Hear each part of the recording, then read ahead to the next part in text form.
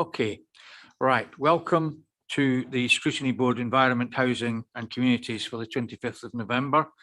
And welcome to anyone who is watching on YouTube. This meeting is in keeping with social distancing restrictions, even though they have been removed from this particular room. To move on to today's meeting, what I want to do is just welcome everybody, and we'll go around and introduce ourselves for the sake of people who are watching in. So I am Councillor Barry Anderson and I chair the Scrutiny Board. Andy Booth, clerk to the board. Good morning, Councillor Denise Reagan from Bermondsey, Richmond Hill. Good morning, Councillor Morel Midgley, Paxton Matthew Ward. Morning everyone, Councillor Kevin Ritchie, Bramley and Stanley Ward. Greetings, Councillor Javed Akhtar, London and Woodhouse. Stuart Byrne, Safer Stronger Communities team. Sharon Coates, Safer Stronger Communities team. Simon Baker, Policy Officer in Housing. Mandy Sawyer, Head of Service in Housing Leeds. Gerard Tinsdale, Acting Chief Officer for Housing Leeds. Councillor Paul Wadsworth, representing Guys in Road, and I think we're here for item 1. Good morning, Councillor Linda Richards from Wetherby Ward. Good morning, Lee Hemsworth, Chief Officer for Community Hubs Welfare and Business Support. Good morning, James Rogers, Director of Communities, Housing and Environment. Councillor Mary Howland, Paxton Matthew Ward and Exec Board Member for Communities. Morning everybody, I'm Councillor Salma Arif, Councillor for Gipton and Hare Hills and the Exec Member for Public Health and Active Lifestyles. Thank you. Sean Fletcher, Chief Officer, Parks and Countryside. Councillor Dawn Collins, Horsforth Ward and Scrutiny Member. Good morning, Councillor Trish Smith, Pudsey Ward. Good morning, Chris Howley, Councillor for Wheatwood Ward. Good morning, Councillor Anne Blackburn, Councillor for Family and Wortley Ward. Good morning, Becky Atherton, Principal Scrutiny Advisor.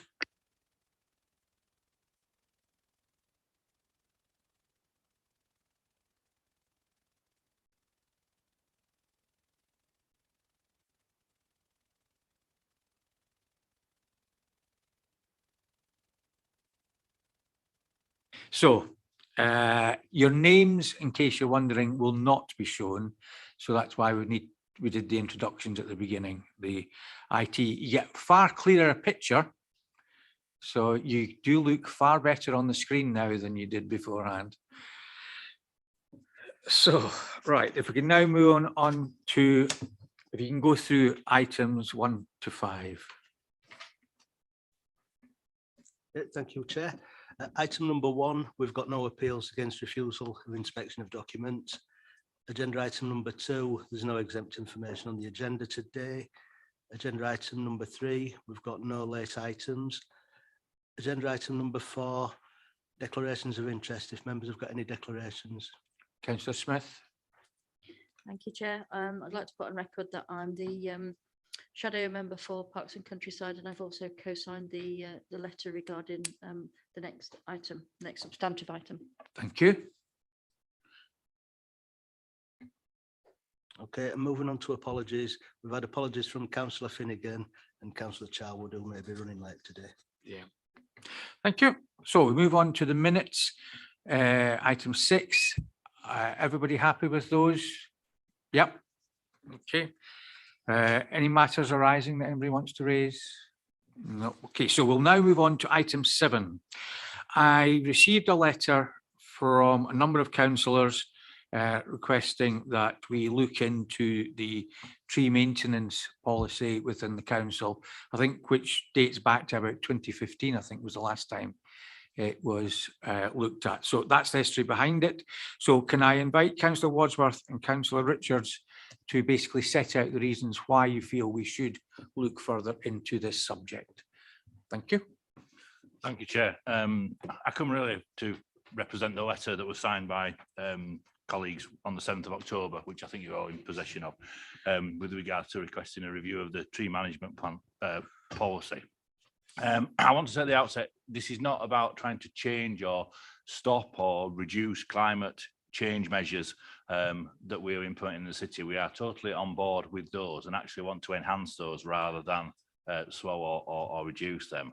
And we also agree that the city does need to increase its tree canopy, and it's partly about that the letter was written. And also, with some reservations, we agree with the woodland creation plan, although we do have some reservations about the size of trees, the number of losses, and the relaxed mowing around those trees. But the main significant problem is our urban tree stock, the trees that sit either on our edges of our parks, on our highway verges, or within private ownership. And there are so many cases that we are getting now where trees, both some owned by the council, where the council absolutely point blank does not have a reason or a policy to remove or prune in any shape or form, or are owned by private landowners, predominant in private gardens, which have TPOs on, which are causing a lot of significant issues, not necessarily to them, but to their neighbours. And I'll just give you a couple of examples. One is an example in my own ward, where it's a parks tree. It's on the edge of a park, close to a wall. It's not damaging the wall, but a number of others in its line have damaged the wall. And because they've damaged the wall, they've been removed. And this one isn't damaging the wall, but it is overhanging into the gentleman's garden, over his flat roof. He can't have a new flat roof because it's leaking, because the roofer won't give him a guarantee on it. It's rained in some historic books, and it is just significantly damaging his mental health and his physical health in a lot of cases. A branch has now fallen off that tree, and forestry are going to do something about it. But yet again, they said they'd do something about it in a number of weeks. They're out of time, and they have now subbed that out to a private contractor, or are getting 4 quotes for the work done on it. But it's not a felling issue. They're not going to fell it, although the 3 of its neighbours have been felled, and it just seems a little unfair, but it's because it's not damaging the wall. The second one is in private ownership. It's got a TP on it. The gentleman wants to fell it for the benefit of his neighbours, not particularly the benefit of him, but his neighbours are constantly getting in touch with him about their worries about branches coming off it to their roofs, and their worries to what their insurance companies are telling them because of the closeness to it. We categorically refuse him to do anything with this tree, and he is just stuck having his neighbours coming round complaining, and he can't do anything. And the third one is trees in my own street, which is replicated across the city, where they are lifting up the footway by their roots. Forestry will not fell at all. They're not going to be felled. So the root damage is never dealt with. It's left to highways to come and patch up the footway. And this was a case, 15 years ago when I represented Roundhay. There's a lot of trees in the verge there lifting that footway, and we had the same problem, and nothing really has changed in that time. So we feel that the policy fails in the ability to maintain and prune the stock. And in some cases, by maintaining and pruning the stock, we increase the life of the tree and the productivity of that tree. And that applies to council trees and our own. We do support the replacement of losses, and we feel that residents should contribute to that if it's their tree, and that we don't feel is set down in the policy as it is. And the woodland creation, obviously the tree replacement, we would like to be not in the same place, because in some cases the trees are planted back in a similar place, and we do feel that we just need to take residents on with us. The examples that I have relayed out to you, I say to residents, but we are planting lots of trees and creating woodland creation, and they say that doesn't help me out, and I'm not supportive of that. And I think that people do feel a little bit aggrieved that we are planting lots of trees in other areas, but fail to manage stock that is causing a great deal of issues to them. And so we feel that the policy does need reviewing and looking at with regards to the urban tree and how that is dealt with. And I'll hand over to Linda. Councillor Richards. Thank you very much. As a member of the Boston Spa And Wetherby Village and Surrounding Villages Green Group, which is a cross-party environmental group, which is committed to all matters environmental. I am very aware of trees as an absolutely vital contributor to both our environment in the present circumstances and in the longer term one. Of course I am. And I'm an ambassador for the Conservative Environment Network, again, committed to long-term environmental change in that way. So trees are something in a rural area where I serve in Wetherby, which are absolutely relevant to us. And I would echo a number of the things which have already been said. So I'm not going to go on and on about that. However, having been involved in tree planting in the community, we've just done a community orchard, which it recognises the need for additional trees, but in a much more controlled and managed way, because I think it is that management of trees which often gets lost in the arguments for tree planting. Trees do need managing. Certainly in some of our areas, where in the periphery of the city, we have the existing sort of landscape environment, Bramham Park. Everybody knows it from Leeds Festival. But what they don't realise is that they have an issue in their trees because they were all planted about the same time. And therefore, we've got a huge number of trees that need considerable managing.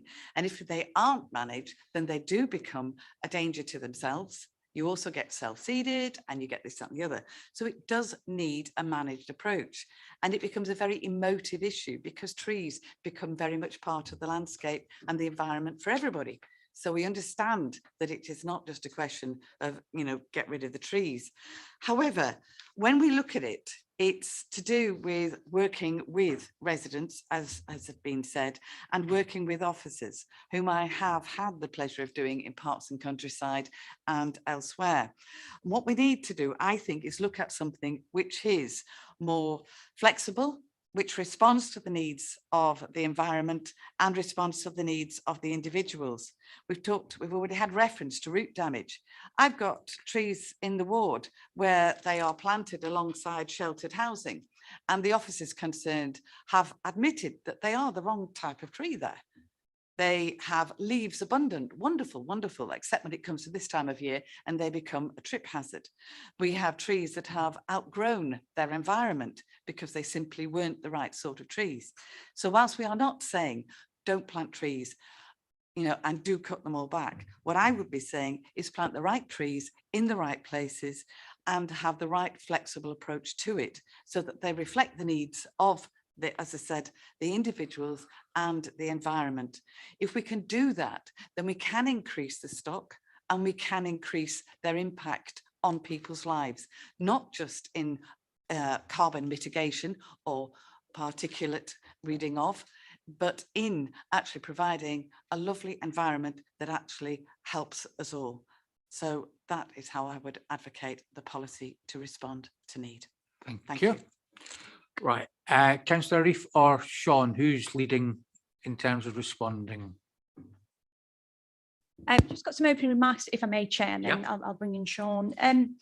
You're absolutely right. It's important that the right trees are planted in the right place, which is why we have adopted a rigorous process in terms of checks and consultation to ensure that there aren't any longer term issues when trees do mature. With regard to mature trees, we have systems in place to ensure that the health and well-being of the public, as well as to meet statutory obligations regarding their management. This is based on an inspection and risk assessment approach, which allocates a category to each tree assessed, which defines the timescale applicable for any work that needs to be carried out. We have also trained officers in both the Housing and Highways Department to undertake level 1 inspections to identify potential hazardous trees. With regards to the highway, this is inspected annually, with some areas inspected on a quarterly or even monthly basis, and any issues identified are reported to the forestry team for a level 2 assessment, and action is taken when necessary. In recent years, we've introduced some further measures that help communicate our approach, as well as take account of issues that residents experience that are otherwise with what are otherwise healthy trees. Now, some of these things include publishing a tree guidelines leaflet that sets out our approach to managing trees, as well as addressing frequently asked questions. I believe this is available on the website. We've allocated £160,000 from the housing revenue account following concerns raised by housing tenants, whereby some trees in their gardens cause extreme shade or interference, let's say, with their TV signals. This has already had a positive impact on the lives of many council tenants, often elderly or vulnerable, who reported that trees close to their homes were impacting their health and well-being. Setting up a member trees email addresses for elected members. We've got a dedicated officer in Joe Elliott, who is able to provide regular updates and fast-track issues of particular concern. Also enabling residents who are not housing tenants to address concerns that they may have about trees on council land. Where a resident is affected, there is the option of paying for work to be done using an approved contractor on that same basis for council tenants. There is an increasing number of people who are passionate about trees. I'm pretty sure every single person in this room is, and we all know that what can happen if otherwise healthy trees are pruned in a way that affects their survival or felled unnecessarily. We have a robust approach to managing tree safety with a proportionate approach to tackling issues of concern, that whilst allowing the city to enjoy the many benefits trees provide. I have taken on board, Councillor Wadsworth, your 3 examples. Obviously, as an elected member, if you have any concerns, I'm more than happy to help and intervene in relation to that. Sean, do you want to come in at this point? Yes, thank you, Councillor Reeve. Obviously we're responsible for trees that are managed by Leeds City Council and non-Leeds City Council land. The one issue that Councillor Wadsworth raised regarding a private tree, that TPO protection, is very much with the resident, regarding residents' responsibility regarding that. So it's not something that the local authority can interfere in unless there's a real safety issue, in which there are specific regulations regarding that.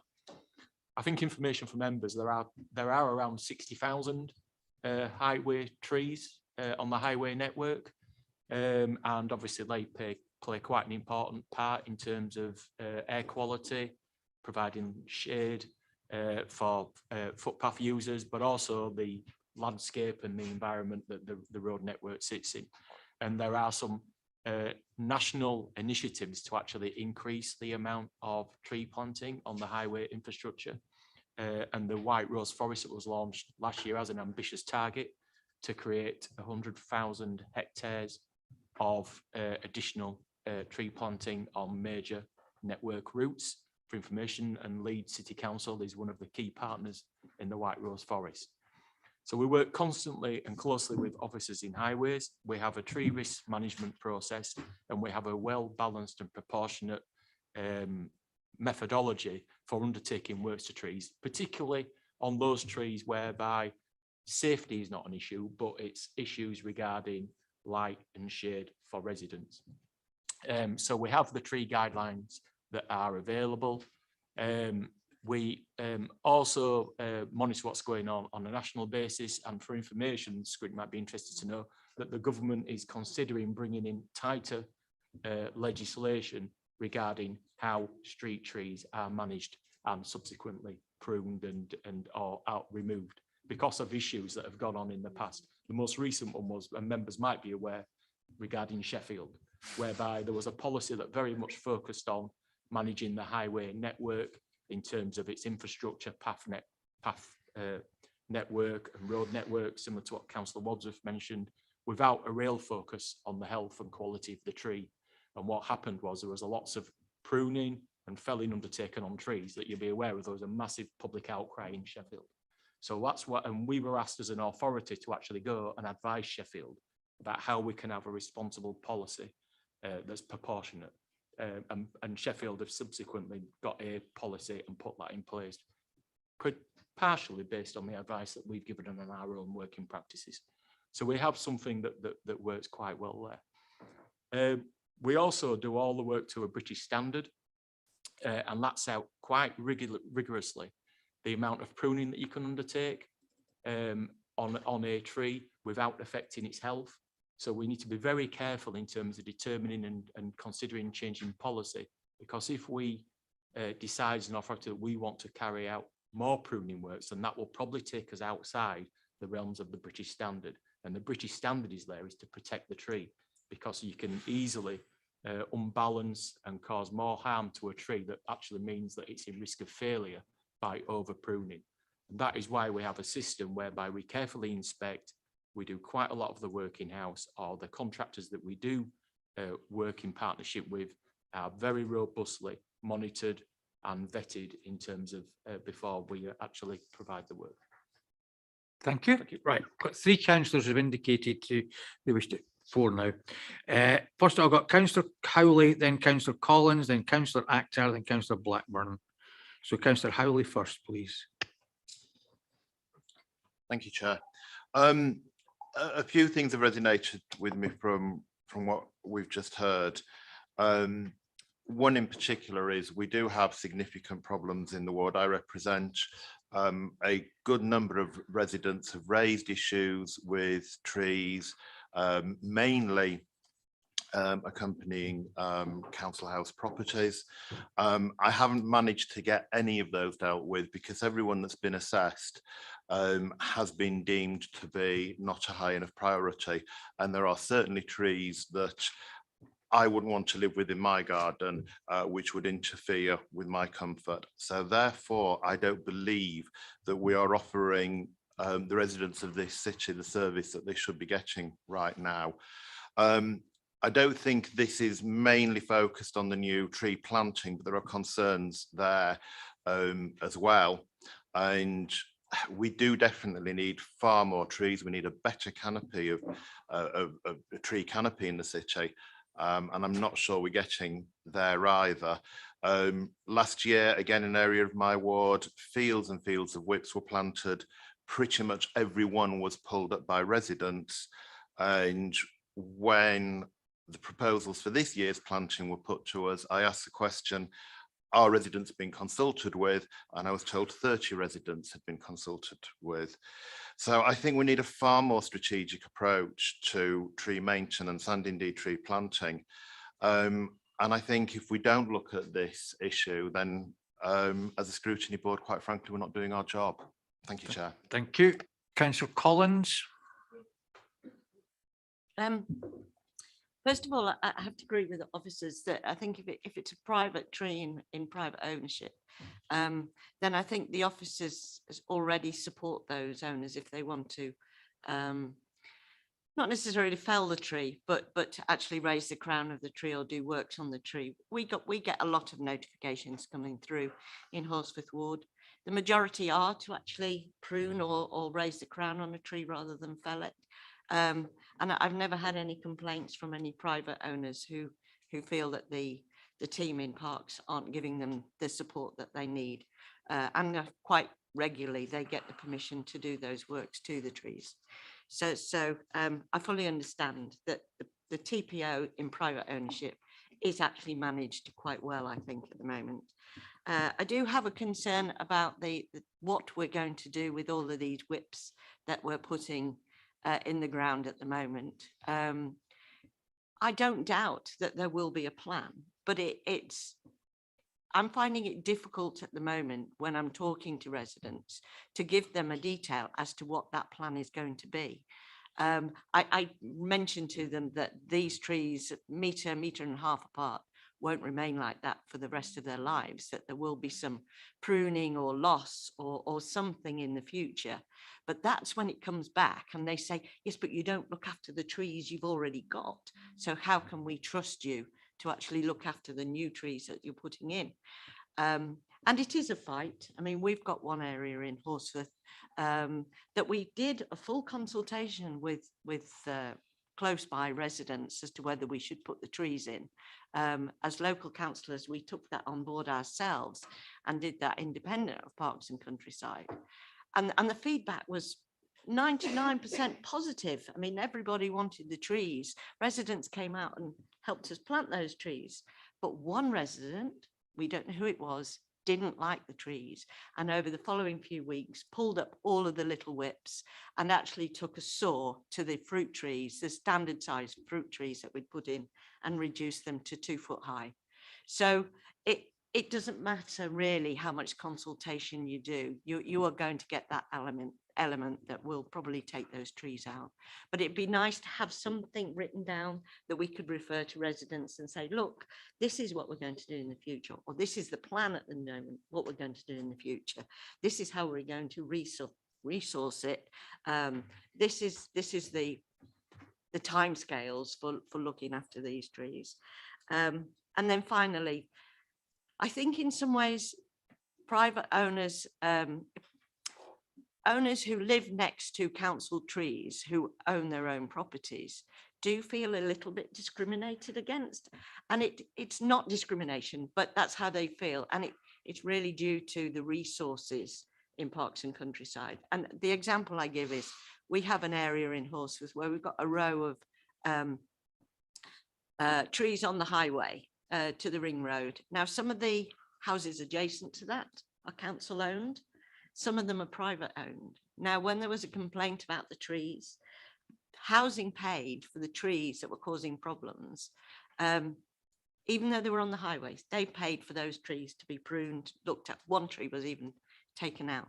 The private owners got nothing because there wasn't the budget. There was nobody who was willing to take on responsibility for those. And those trees are still there, causing problems with private owners' roofs. So that feels a bit of discrimination, but I know it's not, discrimination's the wrong word, but that's how it looks. So those are really statements. My question to Parks is, what is your status at the moment with regarding the teams who are looking after trees? Are you short of manpower at the moment? Are you recruiting new tree officers? Or really, is this something that you need to go back to the administration and ask to expand on? Is it just a shortfall in staff at the moment, or will there be a shortfall even if you get those positions filled? I'm not going to ask Parks to answer those questions, because if we were to go ahead with the inquiry, that's the sort of area we would cover. It's not that what you said is wrong. It's just today, all I'm wanting to do is to find out what your views are. Should we be carrying out a review into this or not? Yay or nay? That's all I'm looking for. Fully understand, Chair. I withdraw that question. Stage. No, you're okay. The question can still stay, because we can make sure that it's answered if we do go ahead and do an inquiry. So Councillor Akhtar, then Councillor Blackburn, then Councillor Ritchie. Chair, I won't take as long as my colleague has taken, but I'll welcome some of the remarks as just made. But my concern is, Sean, that you mentioned that there are 60,000 trees which are just on highways in the city, and we also have just heard that there are £160,000 funds are available for tree maintenance.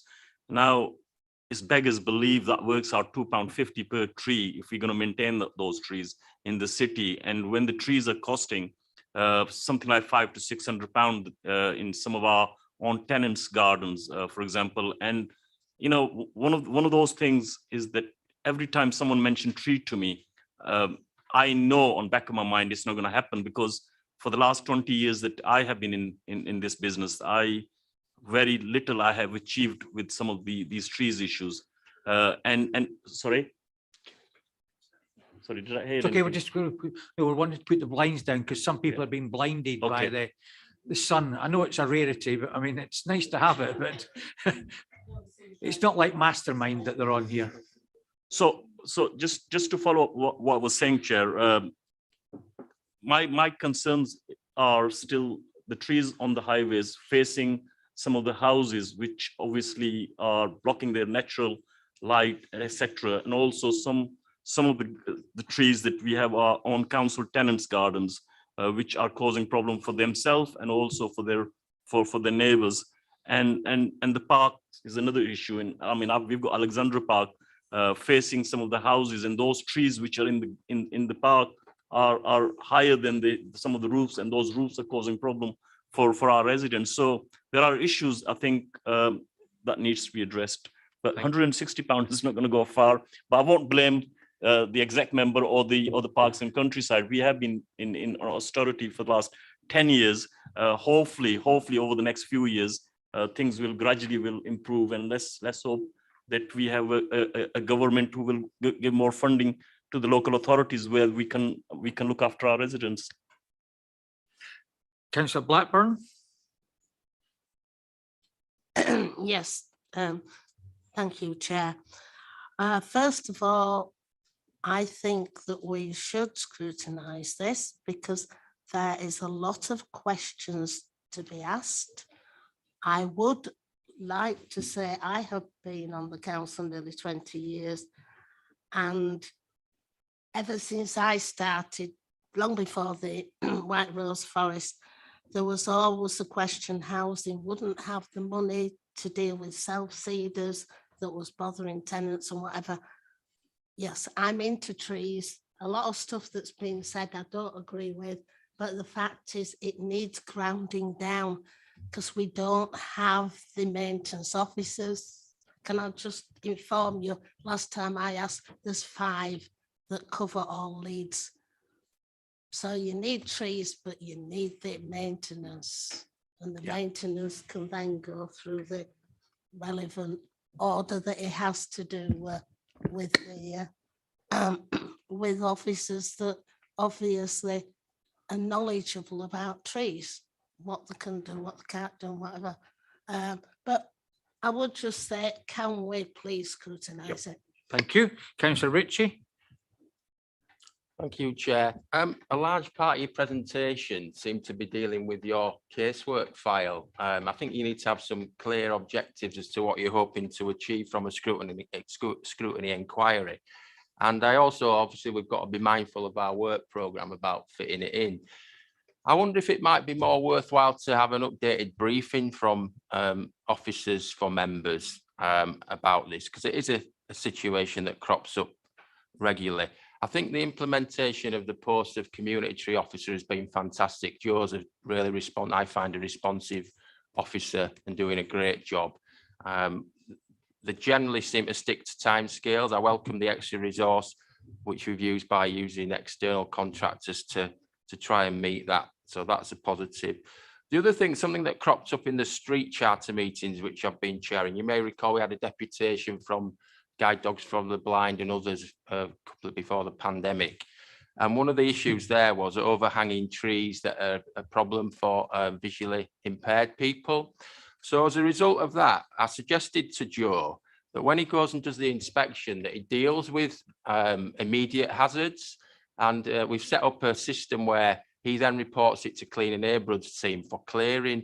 And apparently that's operating citywide. I don't think that's been communicated for members. It was my idea, but I don't need to take any credit for that. Hopefully I'll get that in May. Thank you. Thank you.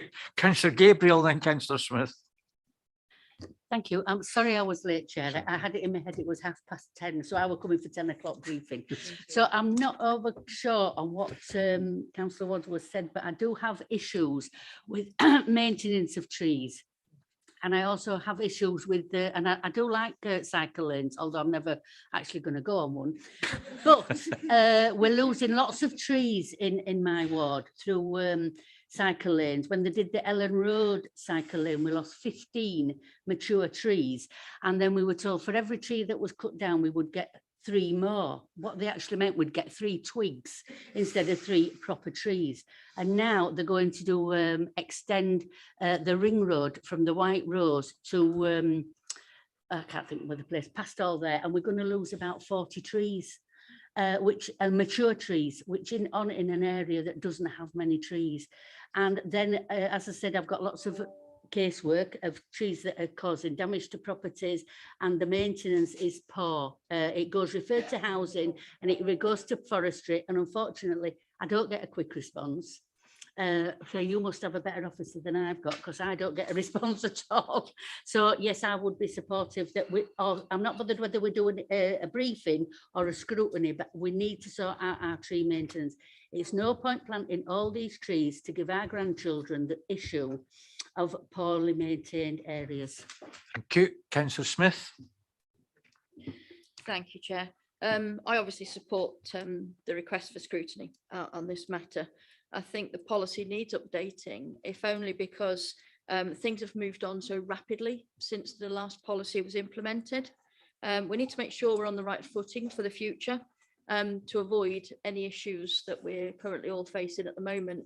I do think that you know, it's very vital that we do this, and as quickly as the work schedule will allow, really, so that we can sort of stop anything at the moment that we should be doing, or start doing what we should be doing and stop doing what we shouldn't be doing, to make sure that the residents do get the best service that we can possibly offer. Thank you. Thank you. Okay, right. So everybody's had their chance. So it's now just a case of deciding whether or not we are going to go forward with whether it's a briefing, a further briefing, or whether it's a review. Just at this stage, if we can just agree that in principle, yes or no, basically, we can agree in principle that we want to look into this issue further. As to how we look into it, fine, that's maybe a greater detail and greater discussion. But is those members of the board, because if we ever get everybody voting around the room, don't know what would happen with that, but those who are on the board, those who are happy for us to look further into this subject, can you just indicate? Thank you. Anybody against? You're not making a view any one way or the other, Councillor Akhtar, or are you wanting to make a point? I do. I mean, I quite like the idea of what Kevin had just said earlier on, I think it's more of a I mean, I absolutely respect Paul and Councillor Richard's views on this, and we all, even though we don't represent the leafy suburbs of the city, but we do represent the inner city areas where there are similar sort of issues. Sometimes it doesn't reflect the similar sort of issues. I mean, for example, when we clear the leaves on our pavements, most of the funding goes into the leafy suburbs, and sometimes I feel that money should have been utilized in our areas as well. But on basis of the inquiry, I mean, more of a casework, as what Kevin has just said, I think we need to have an open sort of discussion with the exec member and the officers, and see how we can improve this service for all localities and have some sort of say. But I personally think we've got enough on the plates as it is, Chair. I think what I mean, where I personally come on this is it's concern in housing land, because the amount of budget that housing have got just cannot keep up with the amount of trees that have been planted. Again, and I apologise for being parochial, but in my particular ward, the officer concerned, who is still employed by the council, was sent out when he was a very young gentleman and was given a whole lot of trees and was told just to go out and plant them where appropriate, because they thought that with it being a council estate, there'd be a lot removed. Well, it turned out that just about every single one he planted has remained and has never been damaged. And so as a result of that, you've got some trees that have actually grown too close together. You've actually got, nowadays, if you were planting them, you would not plant them that close together. And that's where I think we've got to look at what nuances we can put into the policy. That's where I'm going to come to. So I think what we'll do is we'll park that one, leave that up to Becky and I to get together with Councillor Arif to decide how best to take this forward. Because if Councillor Arif is willing to come along and work with us, we'll actually get a better job done, because it will inform what she wants to do in terms of taking the council forward. And I think that's the way that we should approach it. So I'll bring that item to an end, and we'll now work to come through that. So thank you all for your attendance, and thank you to Councillor Wadsworth and Councillor Richards as well for coming along today. Thank you. So the next one is the housing strategy review. So we have, we've got a presentation, no, No, we've not got a presentation on this one. No, we've not got a presentation on this one. Councillor Rafiq and Mandy. Councillor Rafiq, do you want to introduce yourself? Because I don't think you were in the room when I went round the room. So do you want to introduce who you are? Yes, Chair. Thank you, Mohammed Rafiq, Exec Board Member for Environment and Housing. Thank you. Thank you. Right. Who's lead? Mandy, are you leading? Yeah. Okay, so just to summarise the paper, then the current housing strategy has been in place since 2016. That sets out the long-term plans for providing housing that's of a good standard and meets the needs of the city's population across all housing sectors. As the strategy expires in 2021, a review of that strategy is currently underway. We're not looking at a full rewrite of the strategy because many of the themes are still very relevant from the strategy we developed back in 2016. But there are some important elements that need including within the review. So since the strategy was last written in 2016, the council has developed the 3 pillars. And so in reviewing the housing strategy, a big focus on how the housing sector can look to support those 3 pillars, those 3 strategies. So the paper outlines that there's 6 themes of the housing strategy, which are very similar to the ones from last time. So affordable housing growth, improving housing quality. Now, improving housing quality has a focus on both the social sector, the private sector, but I think this is an area that will change in the new strategy because it will also include that focus on the climate emergency and how the housing sector can support the targets that need to be met. Reducing homelessness and rough sleeping is a theme which we've got a dedicated theme on that this time. It was a more general theme around promoting independent living previously. Creating sustainable communities, a focus there on supporting community safety, but also more positive work with communities to enhance communities. And then finally, improving health through housing and age-friendly housing themes. So we've begun the review of the strategy. We held a workshop with partners on the 16th of November, undertaking lots of consultations, both within the council, outside of the council, with agencies that have a role in supporting the housing sector. Also looking at an equality impact assessment, so making sure that we hear the voices of underrepresented groups in developing that strategy. Met with Councillor Anderson a few weeks ago to talk about the role of scrutiny. We are proposing to hold a workshop with the Scrutiny Board in February as part of that consultation and engagement in the development of the strategy.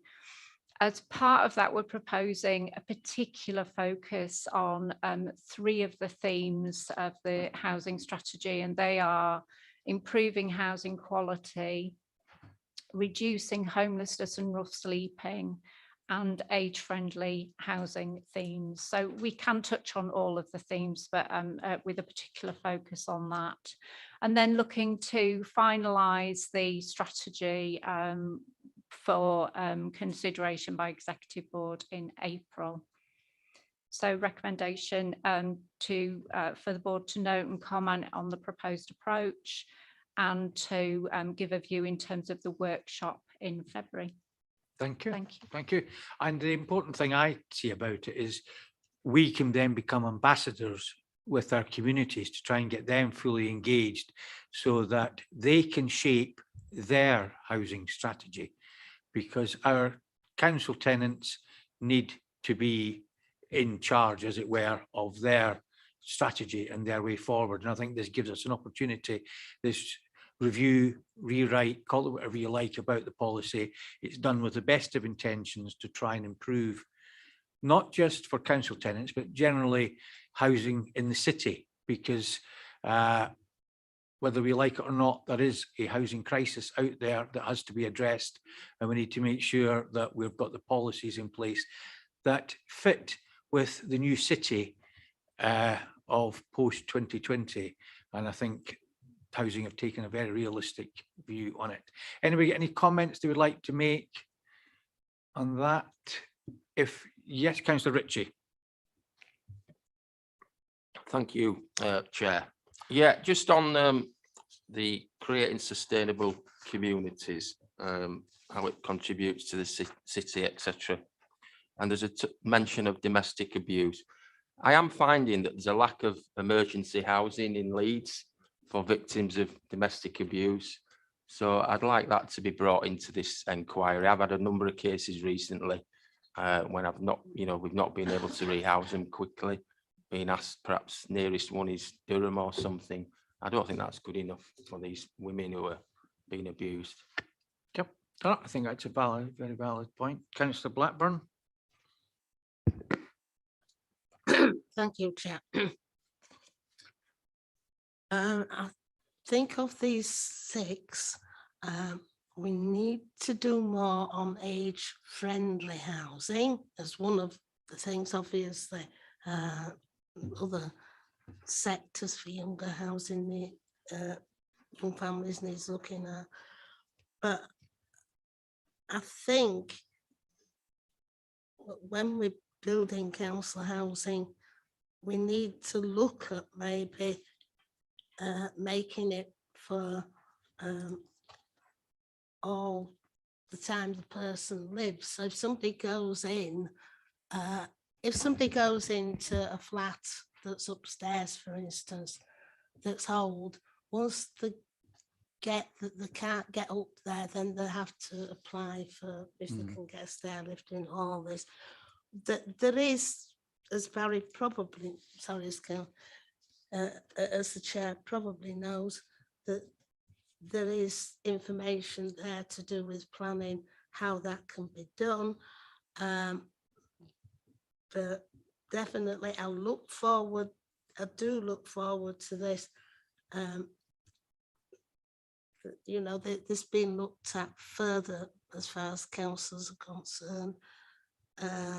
So we do need to engage as well with certainly council housing tenants on this. We all know that there's a problem with the lack of housing coming up, for anybody, I suppose. I agree with what Councillor Ritchie says, because I found that once a lady saying, there's nowhere for me to go. I've had that twice. The council doesn't seem to be allowing for that. They used to do, they don't seem to be doing now. So if you're frightened, man frightened, woman frightened, whatever, whichever way it is with a couple, all it is the woman or the man is basically told to go. But then the person's left vulnerable and they can't find anywhere else to go unless family takes them in. That's a reality. What I'd like us to maybe mention as well, maybe next time, is are we still supporting council house tenants that wish to put in for a transfer? So yeah, there's various things there we need to look at, but whatever we do, we need to bring the tenants along with us. We need to do in anything information that can be clearly read for tenants. Not all in any ward, I'm sure, not people have not gone, majority of people have not gone to university. A lot of these reports I see, including housing, but any of the others, they refer to anachronisms, which for the public means putting letters instead of putting the full words down. And we've got to get back to plain English if you want. And also, again, in here and everywhere else, we have not got to assume that everybody out there has access to a computer. Not everybody lives near libraries. I don't have one in my ward. Now the little library bus is doing injections to do with COVID. So I think we have to bear in mind that the officers that write these, and housing as well, a lot of people might have gone to university. A lot of people out there haven't. We have to engage by writing stuff in clear English that everybody can understand. And we also have to understand that not everybody has access to a computer. I know it's everything now, but you're asking people, can you get back by doing this? No, I'm not near a computer. Elderly people, 80-odd-year-old, how can I get down to do that? I had somebody say to me only this week, and if we don't provide phone numbers and that, we're not doing what we should be doing as a council. We've got to engage with the public. And my concern is we're not always.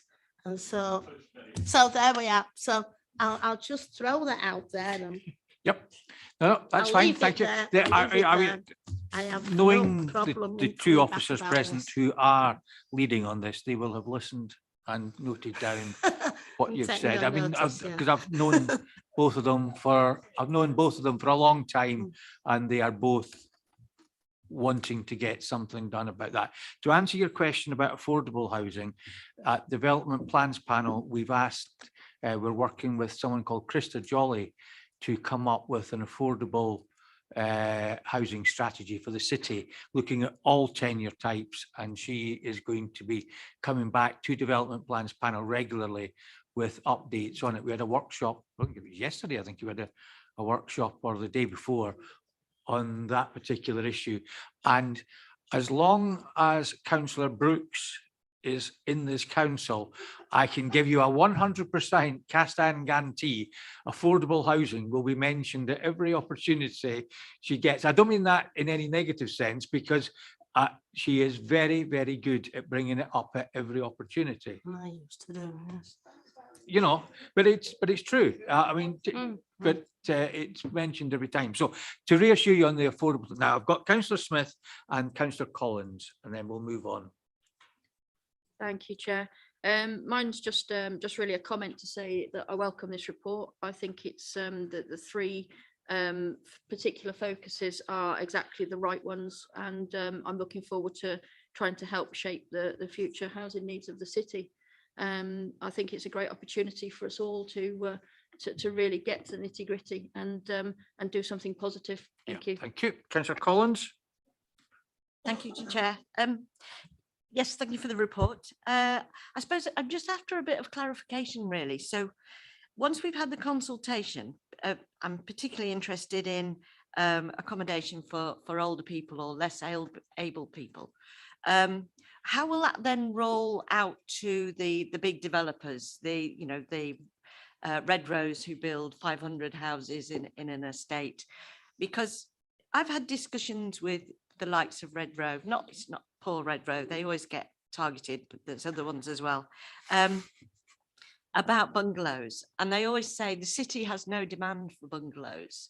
And yet local people to me ask about bungalows. And I'm just wondering, once we've done this consultation, will there be a piece of work, will there be a report or something that we can then feed into planning so that the planners can then support me or I might be corrected if nobody comes back to say, actually, there is a demand for bungalows. This is the work we've done. Will that happen, or does it just go in a file, really?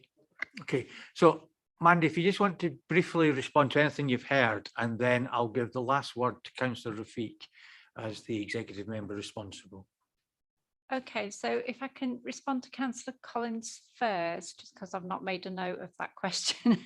I suppose once we've developed the strategy, that presents the council's position in terms of its ambition in the housing sector. There's then a role of the council and housing to work with key partners to influence. I think we have the opportunity to influence some sectors more than others, and certainly our housing association partners we've got well-established relationships with, and some private sector landlords similarly, and we're working with them in developing the strategy, and we'll seek to get them on board with the ambition. And I suppose as part of that, there's the wider role of working with developers, etc. I suppose it's then about working with planning to seek what are the opportunities for us to influence developers through some of the more proactive groups that they have. And certainly we have examples of where we've done that, say, on some of the accessibility standards that have been developed in the core strategy around housing, working with planning to influence some of the conversations with developers to ensure that we're achieving accessibility targets. Okay, thank you.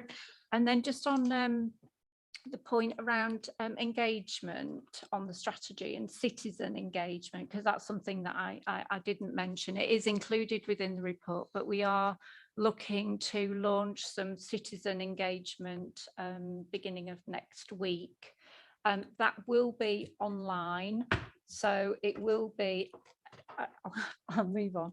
So there will be a website with opportunity for questions and people to give feedback on those themes of the housing strategy.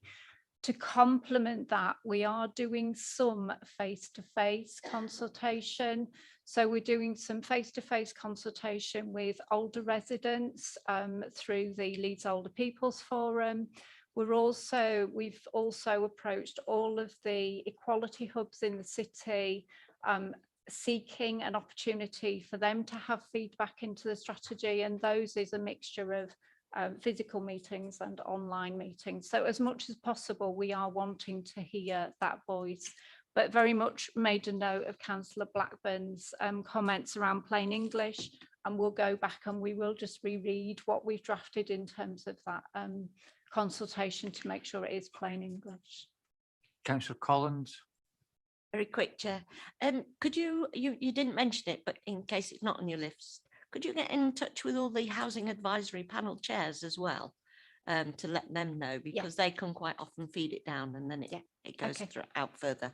Yeah. If you're going to be quick, Councillor Blackburn. Yes, Chair, just coming back. I'd like a phone number to be given so that, yes, older people might have a problem, but what about young people that don't have a computer? You know, we've got to be totally accessible. We're not. So, as somebody said to me the other day, could they have a phone number as well? Yeah, well, I think that's been heard. And presumably you'll be putting it out on social media, and there can't be that many young people who don't engage with social media in some capacity or another. Most young people, well, shall we say, spend a lot of time looking at their social media. So presumably you'll be putting it out on social media as well, not just, shall we say, computers. You'll actually be putting it out there on the Twitters, the Facebooks, as well. We'll be putting it out on social media and happy to put a phone number on that online survey. So if anyone wants to ring us, that they can do so. Okay, sorry, James, yes. Sorry. Thank you, Councillor Anderson. I just want to go back to one important point that Councillor Richard raised. about domestic violence and accommodation, because that is an important issue. We've not responded to that. So I just wanted to alert members to report we took to Executive Board last week, which was around the new Domestic Violence and Abuse Act that's in place, and we're now required to publish a supported accommodation strategy related to domestic violence and abuse. So that strategy is now being prepared and will be published very shortly. But for more information, if you refer to Executive Board agenda for last week, you'll find some more info there. Okay, right. So Councillor Rafiq, do you just want to sum up where we are? Thanks. Yeah, I mean, I think we are, Chair, at a very important and critical juncture in terms of moving forward with our strategy, and hence we want to, do everything to kind of engage with all the stakeholders and most importantly elected members and all our partners in the city. We've got the 3 pillars, and it's important that the 6 teams interact, and the 3 pillars as we move forward. I think as our housing stocks are going down, but the challenges on the other hand are also that there's that supply versus demand as well. But it's important that we don't actually lose focus, and the quality of housing is actually is the best. So for that reason, I think it's important that the scrutiny input is critical as we move forward. So I really look forward to scrutiny's input into this strategy, Chair. Thank you very much. Thank you. So we'll now thank you from the housing side of things. Thank you for your time. We can now move on to item 9. Now, I think since I went round the table introducing 3 people from this particular paper weren't in at that stage. So can I ask Mr. Money, Liz Jarman and Alison to introduce themselves? Yeah, thanks, Chair. It's Paul Money, Chief Officer for the Safer Stronger Communities team. Thank you. Liz Jarman, Head of Locality Partnerships. Alison Sostakowski, Locality Programme Manager in the Safer Stronger Communities team. Okay. Okay. So over to Liz and Alison, who I think, yeah, we've got the, yep, I recognise that from yesterday. So I know it's not the same one. I have looked at it and I know it's not the same one as yesterday, but same colour scheme as yesterday. So over to you, Liz. And on you go. Councillor Anderson, if it's okay, I'll start the input if that's okay, and be supported by colleagues as we kind of work through it. So morning everybody. There's a what I hope will be a helpful PowerPoint presentation which we intend to reference. It's not too long, you'd be delighted to know. It does help, I think, highlight some of the key points that are within the papers. Concerning the work that's been done on locality working. I think from the outset it's probably important to reference there's kind of 3 facets to this that we'll be alluding to. There's the corporate approach to this this particular agenda and the support from services across the wider council. There's the very local leadership role that's hitherto been undertaken from within what was the communities team, and there's a number of programme managers in the room who've been front and centre in terms of a very local leadership role in terms of work that's been done on this agenda. And then I suppose as the third element is the wider kind of stakeholder, third sector, other partners, other statutory services role that's played on something as significant as this as well. So we'll kind of be alluding to that as we work through the presentation. I think if we can move on to perhaps the next slide. Appreciate there's lots of text on these slides, which isn't always helpful. I don't propose to go through all the bullet points, but the information on there is relevant. I think what I'd like to highlight, particularly in this element of the presentation, is the fact that we're not starting from scratch on this agenda. members will be aware that for 3, possibly going on 4 years now, there's been work on locality working progressed within the local authority. It's been referenced as a proof of concept, but that work was done primarily in 6 geographical areas. And the work that's been done since then, up to this point, has been, I think it would be fair to say, and I think my officer colleagues in the room would acknowledge, before I got involved in this agenda, the significant support from members that's been provided, and indeed this scrutiny board.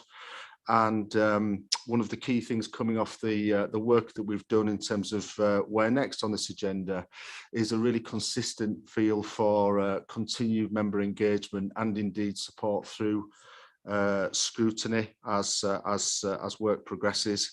So that's been really appreciated, and has absolutely helped in terms of getting to this point where we are now, and will be, I think, quite critical in terms of optimising the locality working arrangements moving forwards, particularly with a perspective on that corporate agenda.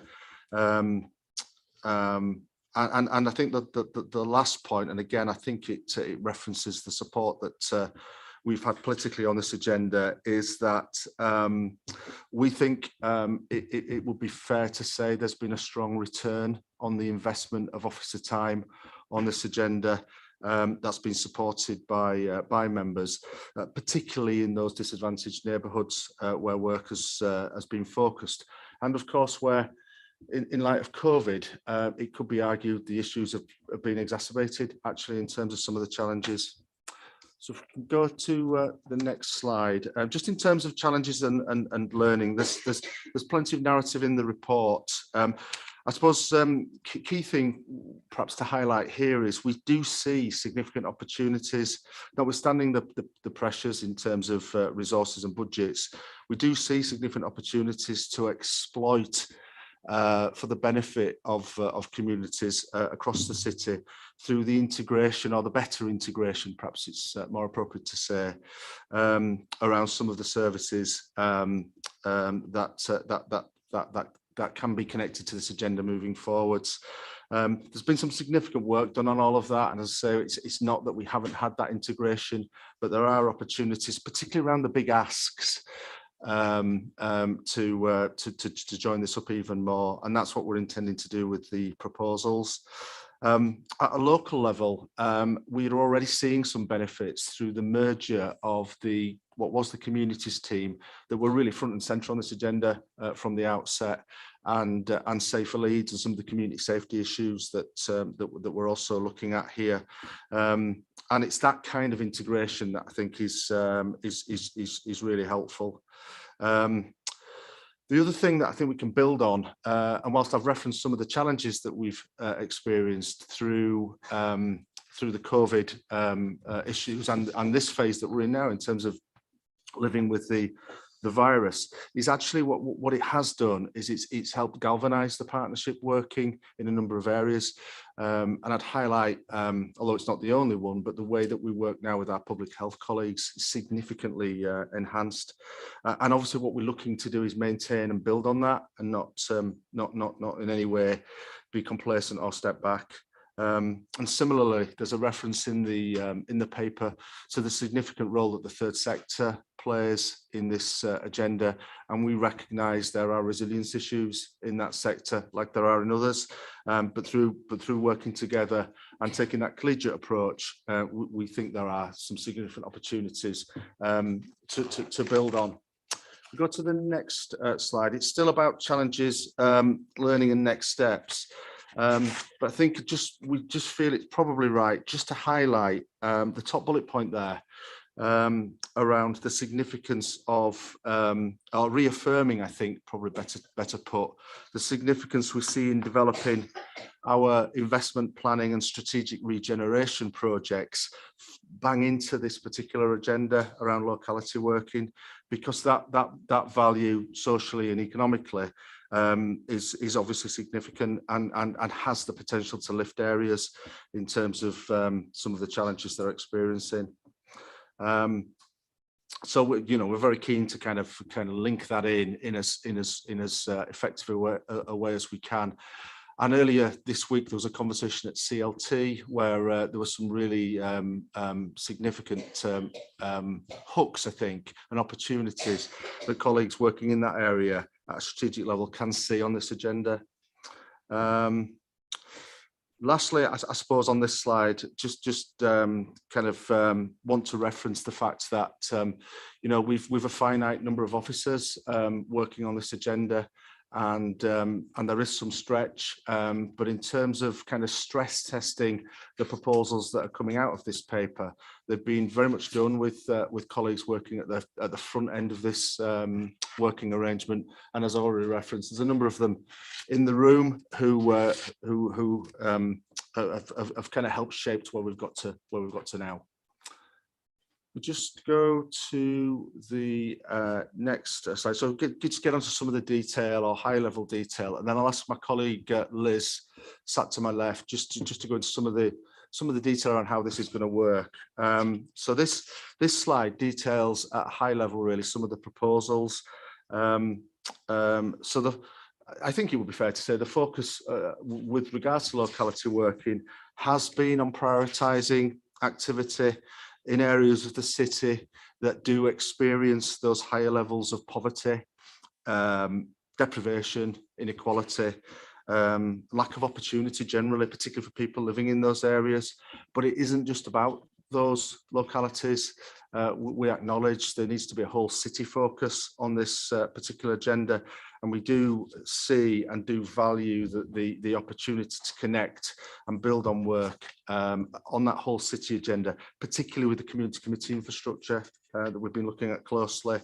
In terms of specific proposals, you can see there that what we're proposing is to expand the geography in which we've been working. I referenced the 6 areas in the bottom 1% with reference to the indices of multiple deprivation. What we're proposing here is to expand the work into all the areas that are in that bottom 1%, as referenced in the latest iteration of the IMD data. And we have a slide later on which just shows that in a little bit more detail. Those areas, there's 12 of those areas in the city, and those 12 sit in 6 wards. And obviously we'll be looking at activity that is in those priority areas, but also potentially we're talking here about that expansion in geography into wider ward activity. And obviously we'll look to build on the partnership working and the local working arrangements that already exist in that geography. So the other key point I think to reference is the fact that we're also proposing, and again this is back to learning from what we've done in the last few years, just building some extra support in through an additional governance arrangement. And that's not to say that the governance arrangements haven't worked well. They have worked well. It particularly referenced the Neighbourhood Improvement Board, which has been front and centre in terms of this agenda, and indeed the links to the Best City Plan. But we're proposing between the Neighbourhood Improvement Board and the local working arrangements to develop a governance structure, a partnership structure that we've actually referenced here as an inequality and poverty delivery group. That's a draft title, may not necessarily be that helpful moving forwards. I'll just say that again, that's a draft title, but better to maybe think about it as a silver group that provides some support to the delivery of local area plans, and we think there's some significant work we could do around local area plans, particularly in those priority neighbourhood areas. What I'd like to do now, if it's okay, Chair, is just pause my input, and then if the next slide is kind of a graphical depiction of how this is going to work, and then and that's probably a good junction for Liz to take the presentation forward, if that's okay. Over to you. Can everybody hear me? Yeah. So I'm going to talk a bit about how operationally this might work, and this is still we're here today for as part of the consultation phase, which I'll go on to explain further as I move through the presentation. But this is where our thinking is at the moment, and I'll go from left to right, and then I'll talk a little bit about in the middle.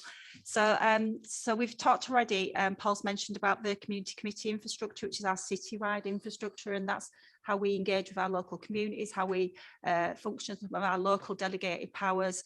And what we want to do is strengthen that by working through particularly some of the work we've already started, and particularly pre-COVID, that we're going to be able to put back on track some of the work that we want to do around the role of the champions, and then be having a much more clearer role, which is much more action focused, but also looking at the priority framework. A number of years ago, Community Committee had a really strong priority framework, and we want to move back towards that. So it's very much informed by local intelligence, local knowledge, led by our local ward members who clearly have that, know their communities the best, and absolutely have something in place that is set in terms of what are the things that we need to do in those 10 community committee areas that are going to really make a difference in those communities. Then moving over to the right of the slide, our focus, as Paul's mentioned, will be to expand from the proof of concept, which is the 6 1% areas, to the 12, which I'll go on to explain in the next slide, but very much about working across those six wards. All of the top 12 priority neighbourhoods sit in those 6 wards, and we want to very much build on the work that we've done already in those areas, and particularly around the core teams that have been established, and looking at how they might operate, and help strengthen our approach from a governance perspective at that local level.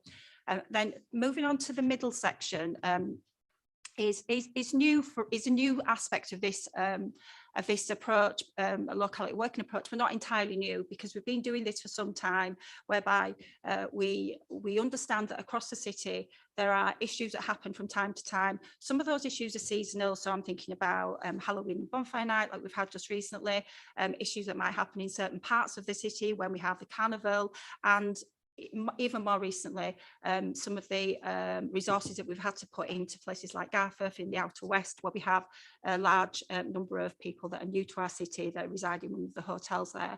We as a team have flexed our resources to support those initiatives and to support that work, to make sure that we manage them and they're delivered in the best way for the city and the residents that those particular initiatives and issues might impact on. So what we're proposing to do is look at that more broadly across the wider city. So we all know that there are seasonal issues that happen year on year, and I must have spoken to almost all of you at one point or another about, well, we know this happens every year, Liz, what are we doing about it? So much more about thinking how we can be more proactive and more better at our resource planning around those known issues that happen throughout the calendar year in different places all over the city.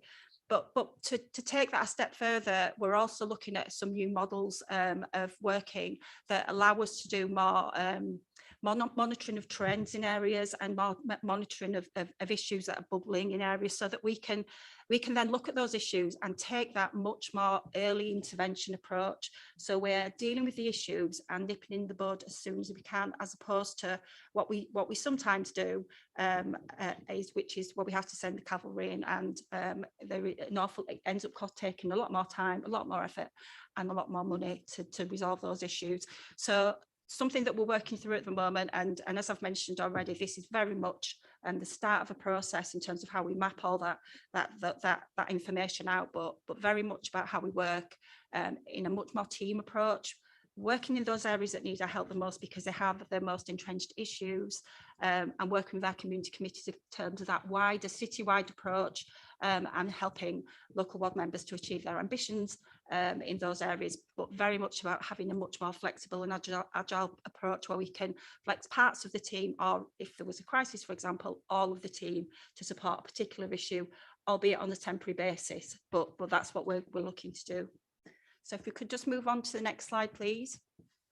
So I won't spend a lot of time on this slide. There's 12 priority neighbourhoods and there's 6 wards, which if we go on to the next slide, I'll talk a little bit more about. So what this slide depicts is the 2015 IDM data, where we had 16% areas and the wards and lower super output areas that were sitting in those 1% areas. And then what we have alongside that is the 2019 Indices of Multiple Deprivation data, which told us at that point that we now have 12 1% areas. Some of those areas are different to the areas that we had back in 2015, but that's the position that we've got in terms of those most deprived areas nationally that reside in the city, and where they are and which ward they sit in. You'll see that some of the areas that we have been working in terms of the 6 priority neighbourhoods, such as Lincoln Green, have actually lifted out of the 1% areas altogether, and we're seeing some real traction in that area around how, you know, some wider scale regeneration and investment is coming into that area, and hopefully will help it to lift it even further out of that indices. Moving on to the next slide, this sort of simplifies the one before. So they are the 6 priority wards that we are seeking to work across all of the 1% areas. So that's Hunslet and Riverside, Killingbeck and Seacroft, Beeston and Holbeck, Armley, Bermondsey and Richmond Hill, and Gipton and Hare Hills. So that's the main footprint in terms of the areas that are currently 1% that we're seeking to work on, and looking at how we work across a broader geography in terms of that ward. So if you can just move on to the next slide. I might just want to emphasise, and just to make sure, just to remind everybody that we have a dedicated resource across the whole of the city through the community committee infrastructure, and our plan is to look at how we strengthen that and work with local members around some of the ways that we can support the development of the champions I've mentioned before. And just before COVID, we just started through the Chairs Forum to actually initiate a programme of work with those champions, and then sadly our attention got detracted elsewhere, but we are now absolutely ready to start that programme of work again, and I'm really looking forward to working with our chairs and our champions around how we refresh that approach. So just moving on to our governance, if you could just go back one, please, Becky. Our governance arrangements. So our decisions are all ratified through executive board. So this is a consultation phase, which I'll go on to a little bit more in terms of the timetable to make some firm recommendations. Paul mentioned that working title, I call it Inequality and Poverty Delivery Group, which will almost be an interface at a city level between the strategic level and really helping to drive these local delivery plans that we're aiming to develop, and provide some traction from a delivery perspective. So the NIB will continue to have the strategic framework. We'll have the local governance and accountability arrangements through the core teams, but have this group in the middle that will absolutely be able to support us when we're having barriers, blockages, challenges, or opportunities that we need to really capitalise on. So if we can just move on to the next slide. So I've just talked a little bit about the Neighbourhood Improvement Board, really wanting to strengthen that, and particularly in light of the new city plan, and the sort of the ambitions that has, and the 3 pillars that sit alongside it, and how we can, through our locality agenda, can absolutely help to deliver on those city ambitions. Next slide, please, Becky. Again, this working title, Inequality and Delivery Disadvantage Group, which will be the citywide driver around those, our ambitions. And then on to the next slide, please. And then working with our core teams, which are already established and already operating, but how we strengthen those and support them to do what they really want to do. Next slide, please, Becky. So you could just go back a slide, just to mention the area delivery plans. So these area delivery plans will not just be about those areas that sit within the 1% areas. This will include work that we want to deliver through our community committees as well. So it will be an area delivery plan for the for the whole geography. So we're working through the detail, and we're looking at drawing some sort of template together, which Sharon and her team are assisting us with at the moment.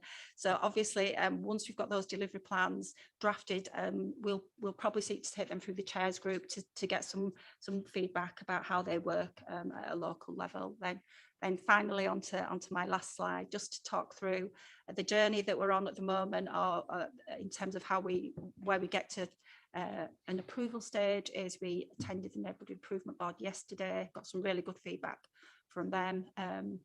Today we're here to talk to you and get some feedback from you all as a group, aiming to go and talk to community committees, probably through the chairs group in January, around what we're proposing to do, and then out to the wider committee infrastructure.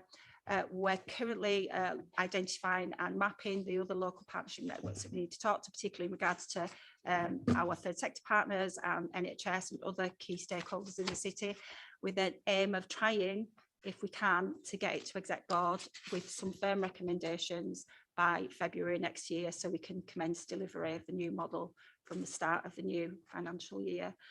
So in terms of our asks of you all today is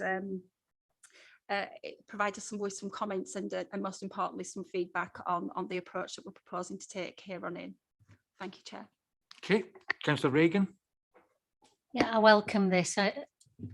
As being the ward member for Bermondsey Richmond Hill, which Lincoln Green was a priority area, there's been some tremendous work gone in and then, and it's, as you can see from the details, it's lifted Lincoln Green into a better place. But my only fear, and I said this right at the start, was that other areas that were in that 10% area would come into the 1%, and that's clearly happened, as in the wider parts of Bermondsey. And I think that will be seen working forward, and how you can cut your cloth accordingly, as it were, to reach those other parts.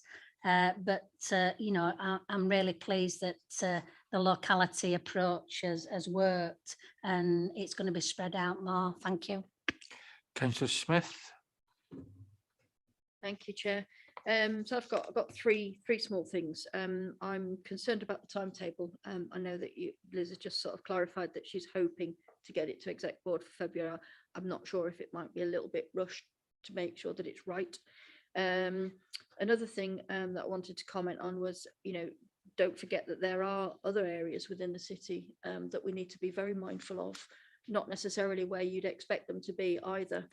And then my third point really is to go back to the community committees, and I wonder whether it would be worth having it as a permanent agenda point for each of the community committee meetings, whether, you know, whichever one it is, you know, there's always something to say on this subject, and I wonder whether that might be useful to this, and just as a permanent agenda point. Thank you. Yep, thank you. Right, I've now got Councillor Ritchie and then Councillor Gabriel. Thank you. Yeah, I approve of the approach totally, and I think again referencing the fantastic work that the team put together during COVID, I think it's important to continue to recognise. Thanks for that. If I may be a critical friend and give you some feedback, I think it were a bit jargon heavy, your presentation, and you commented far too much text on the presentation. So when it does come out to the community, just think you need to reflect on how it's presented. So that's my hopefully constructive criticism. Thank you. Councillor Gabriel and then Councillor Howley. Thank you. Yes, I welcome all these initiatives. I think it's really good. But one of the things that I was at the meeting yesterday, and one of the things that really slapped me in the face was it said that women in Holbeck have the worst health in the entire nation, not in Leeds, in the nation. So when I hear people say, oh, don't forget I live in Horsforth and we have really vulnerable people, we are women in Holbeck have the worst health, I keep saying it, the worst health in the nation. And one of our schools in Holbeck, no child that enters in reception actually leaves in year 6. They have moved on to other places. So we don't have that stability that other areas do. So if you think about it, Most kids start at school, work the way through and then go to high school. Not one child that enters in year 1 is still there at year 6. So that's the sort of things that we're dealing with in Holbeck. So I just wanted to mention. No, that's fine. That's fine. Councillor Howley. Thank you, Chair. This is terrific. I don't want to sound too critical of it, and I do agree with the prioritisations. I would like to just reiterate Councillor Smith's point, which is there is deprivation in every single ward in the city. My own ward, I think, is a good example of that. It's viewed as a, I suppose, very, very healthy, very well-off ward, but there are still lots of problems, and I would welcome some method of identifying and accordingly prioritising those maybe smaller pockets of deprivation that are still there. But we have people all over the city suffering. But overall, yes, I do welcome this. Thank you. Councillor Graham, then Councillor Blackburn.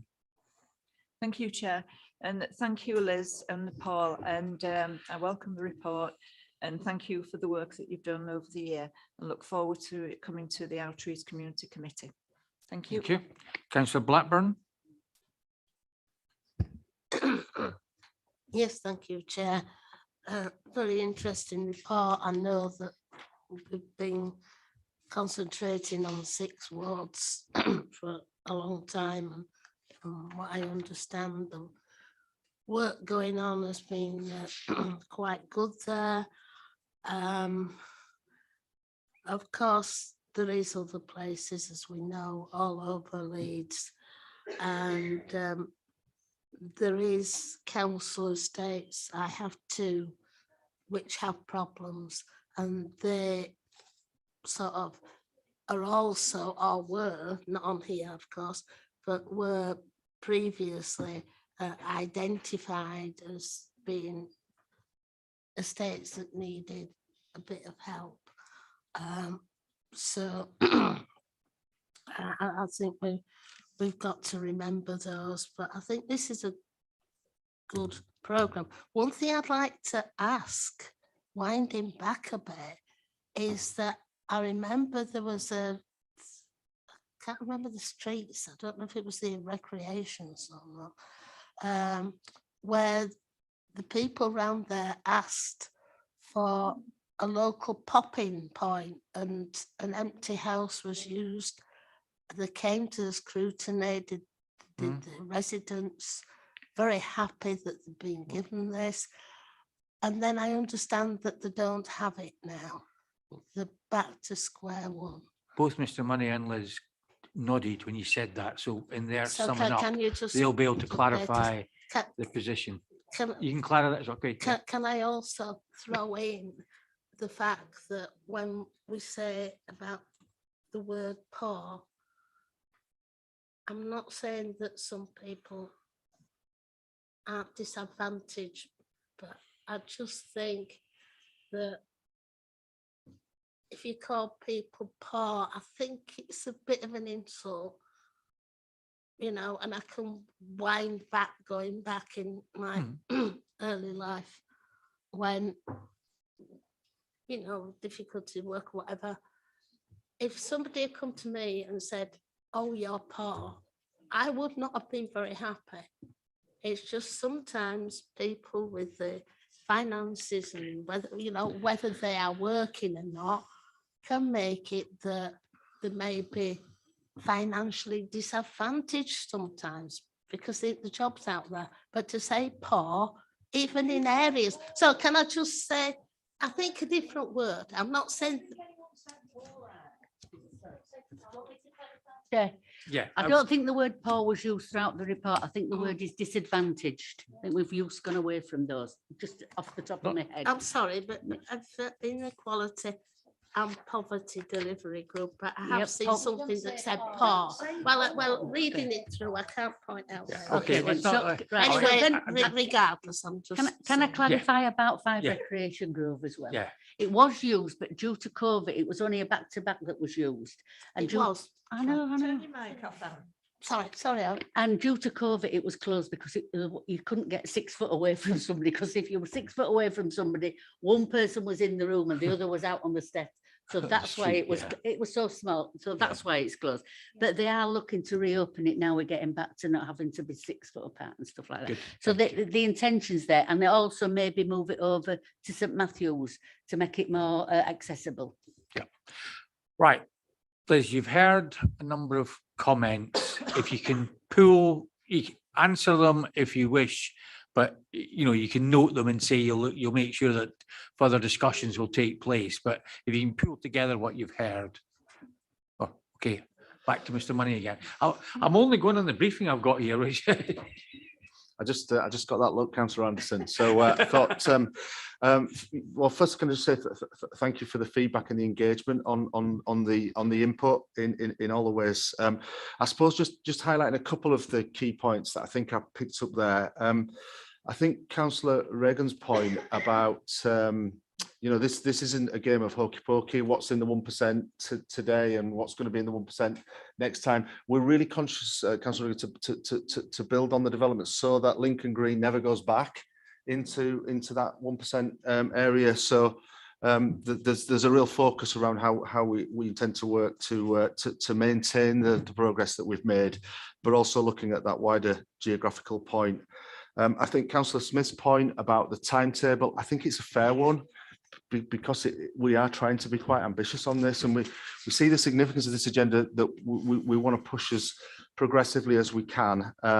Obviously, if there are issues with the timetable in there, we'll make sure we do it right and not in a rushed way, but I think it's a fair observation, as was the point made by Councillor Smith and others about the fact that there are challenging areas across the city in other places, and we recognise that, and of course we will have a front and centre role in terms of ensuring that we are in effect an interface to secure the right services to work in the right place at the right time, particularly minded about working on some of the challenging estates that I think was referenced as well. So that's not being lost in our thinking.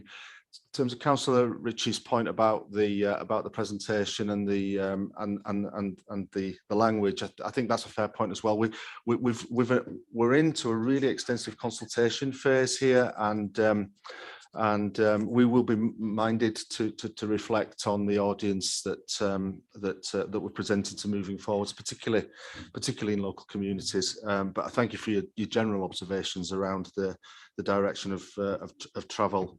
That was about it in terms of my notes as I was tracking the observations, but I just wondered if Councillor Reagan.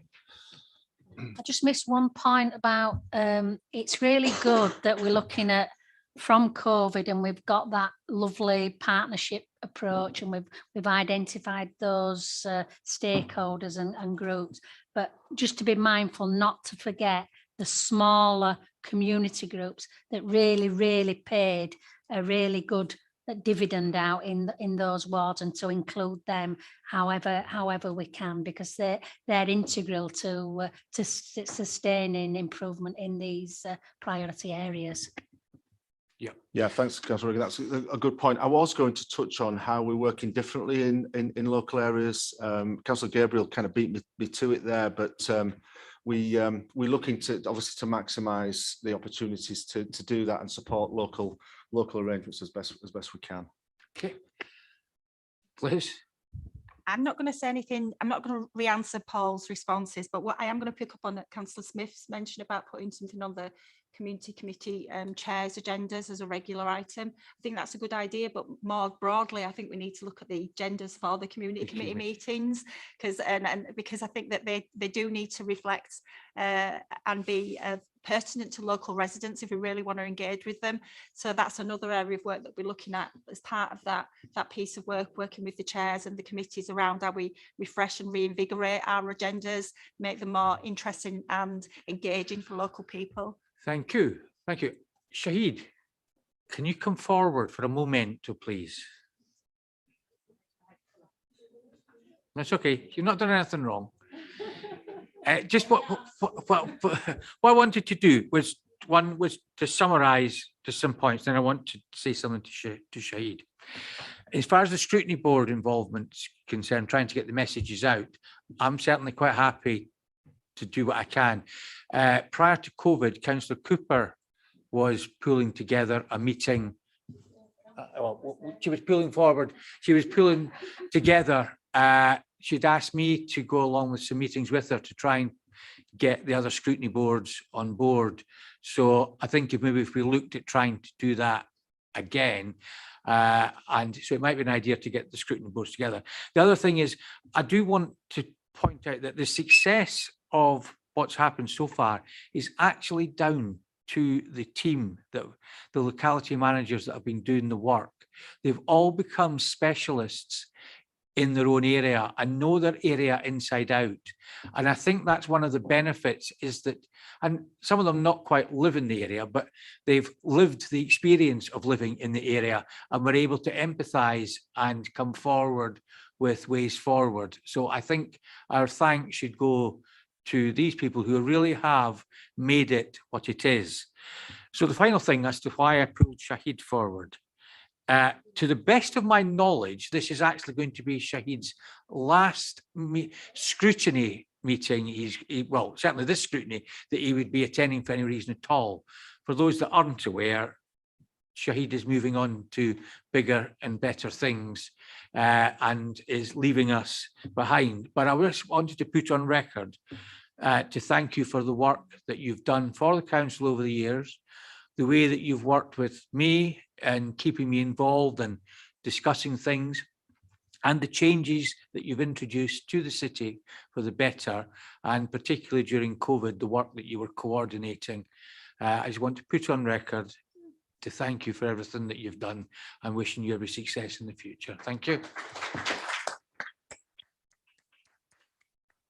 Yeah, that was what I was asking you to come forward for. It wasn't to challenge you or anything, to challenge you or anything like that. It was to thank you. So with that said, can we finish the, well, actually, no, what I'll do, because I always like to do this, can I give Councillor Harland the last word on this particular subject to sum up her thoughts and views?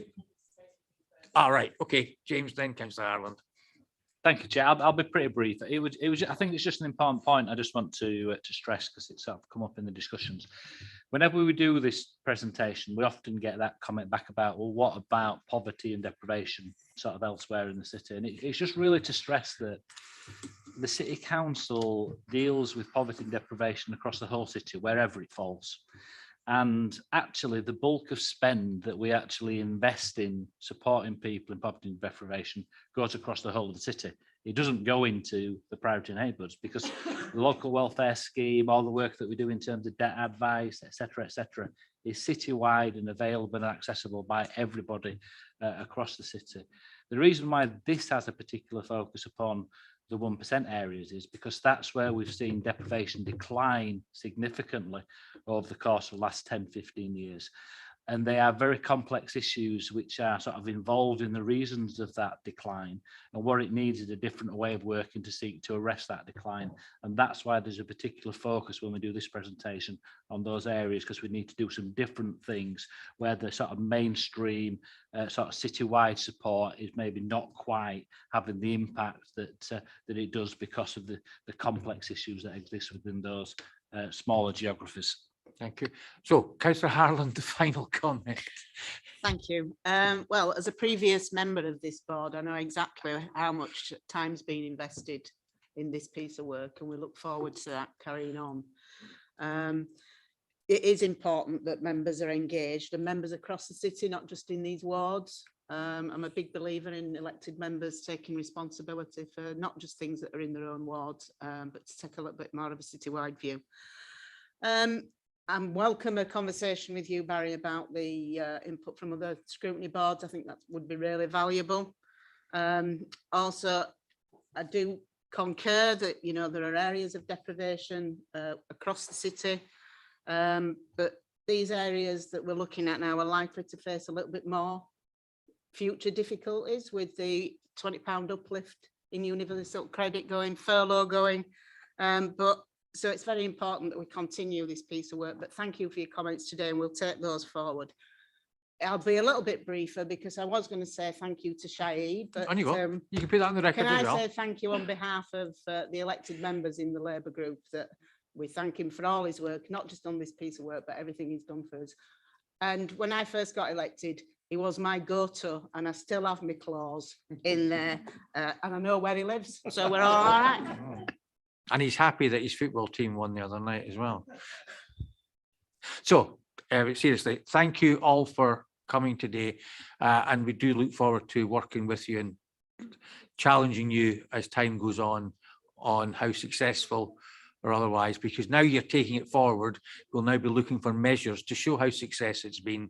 So, you know, this is not neither the time nor the place to start developing those, but when you come forward, hopefully to the exec board, you'll have some ideas as to what success measures actually are. But thank you all very much. Thank you for your time and thank you for your support.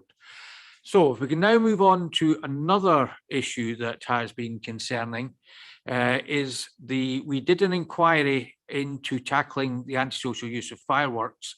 We briefly noted the report last month. And so is Councillor Cooper joining us? Just so I can, it's so that I can get her to introduce herself in the context.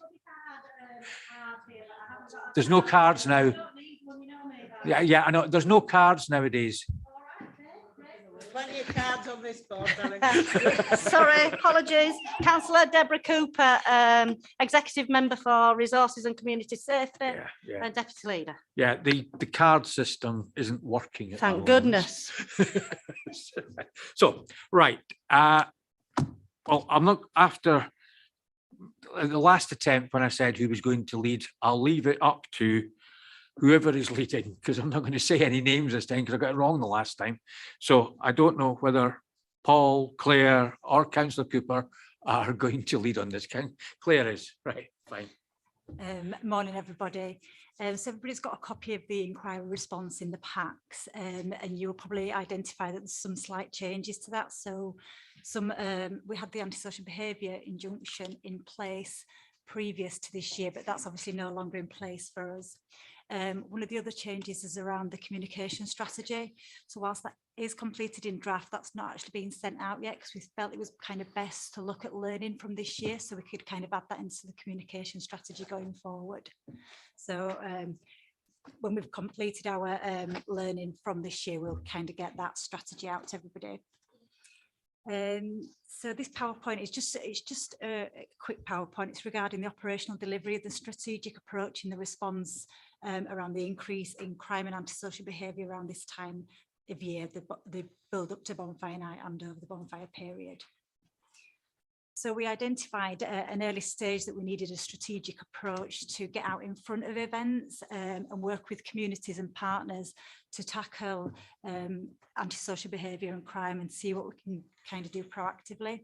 And you can see by the context around there, the work that we've done around the proactive work is around the engagement, prevention and intervention. And there's a number of partners across the bottom there that we've kind of worked with to be able to do the work that's being carried out.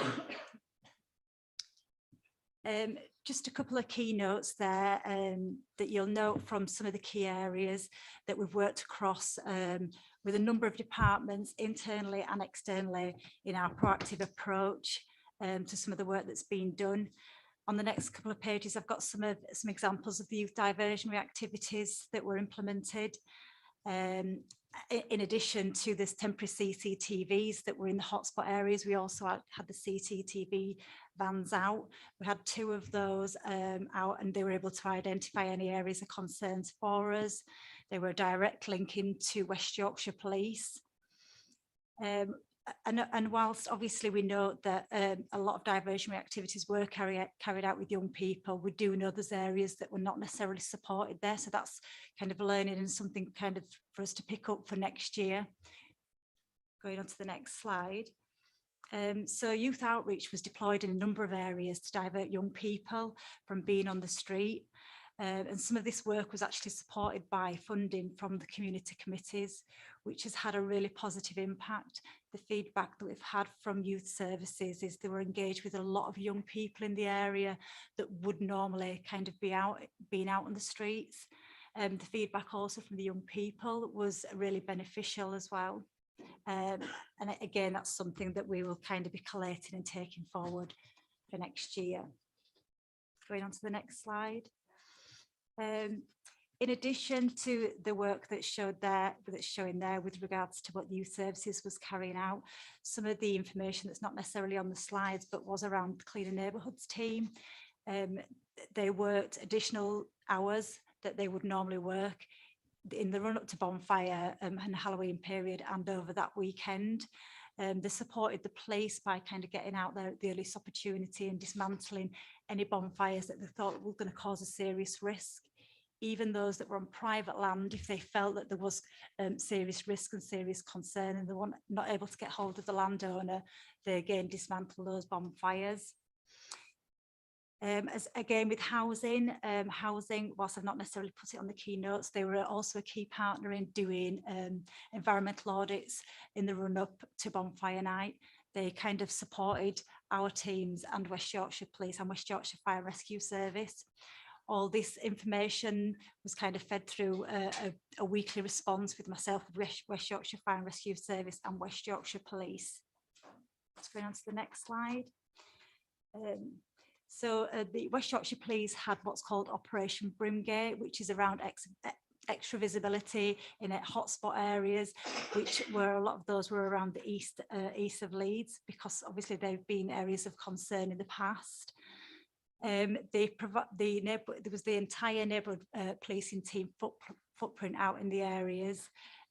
They worked closely with trading standards, doing test purchasing. There were concerns around ride-outs that's happened in previous years, so they were prepared for any engagement that was required around that. They did along with ourselves, all the alligates within Leeds were assessed based on risk, if there was any areas of concern regarding fly tipping. So every alligate within Leeds was visited and addressed for any concerns. Moving on to the next slide.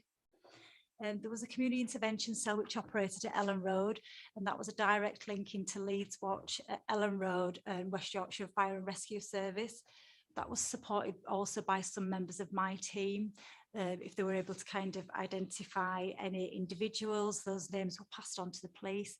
And if there's any individuals' names that were identified, we work along with the police if any action needed taken. On to the next slide. This is just to show the resources that were in place from West Yorkshire Police. As you can see, the entire neighbourhood policing team footprint was there, which was an inspector, 10 sergeants, 30 PCs and 50 PCSOs.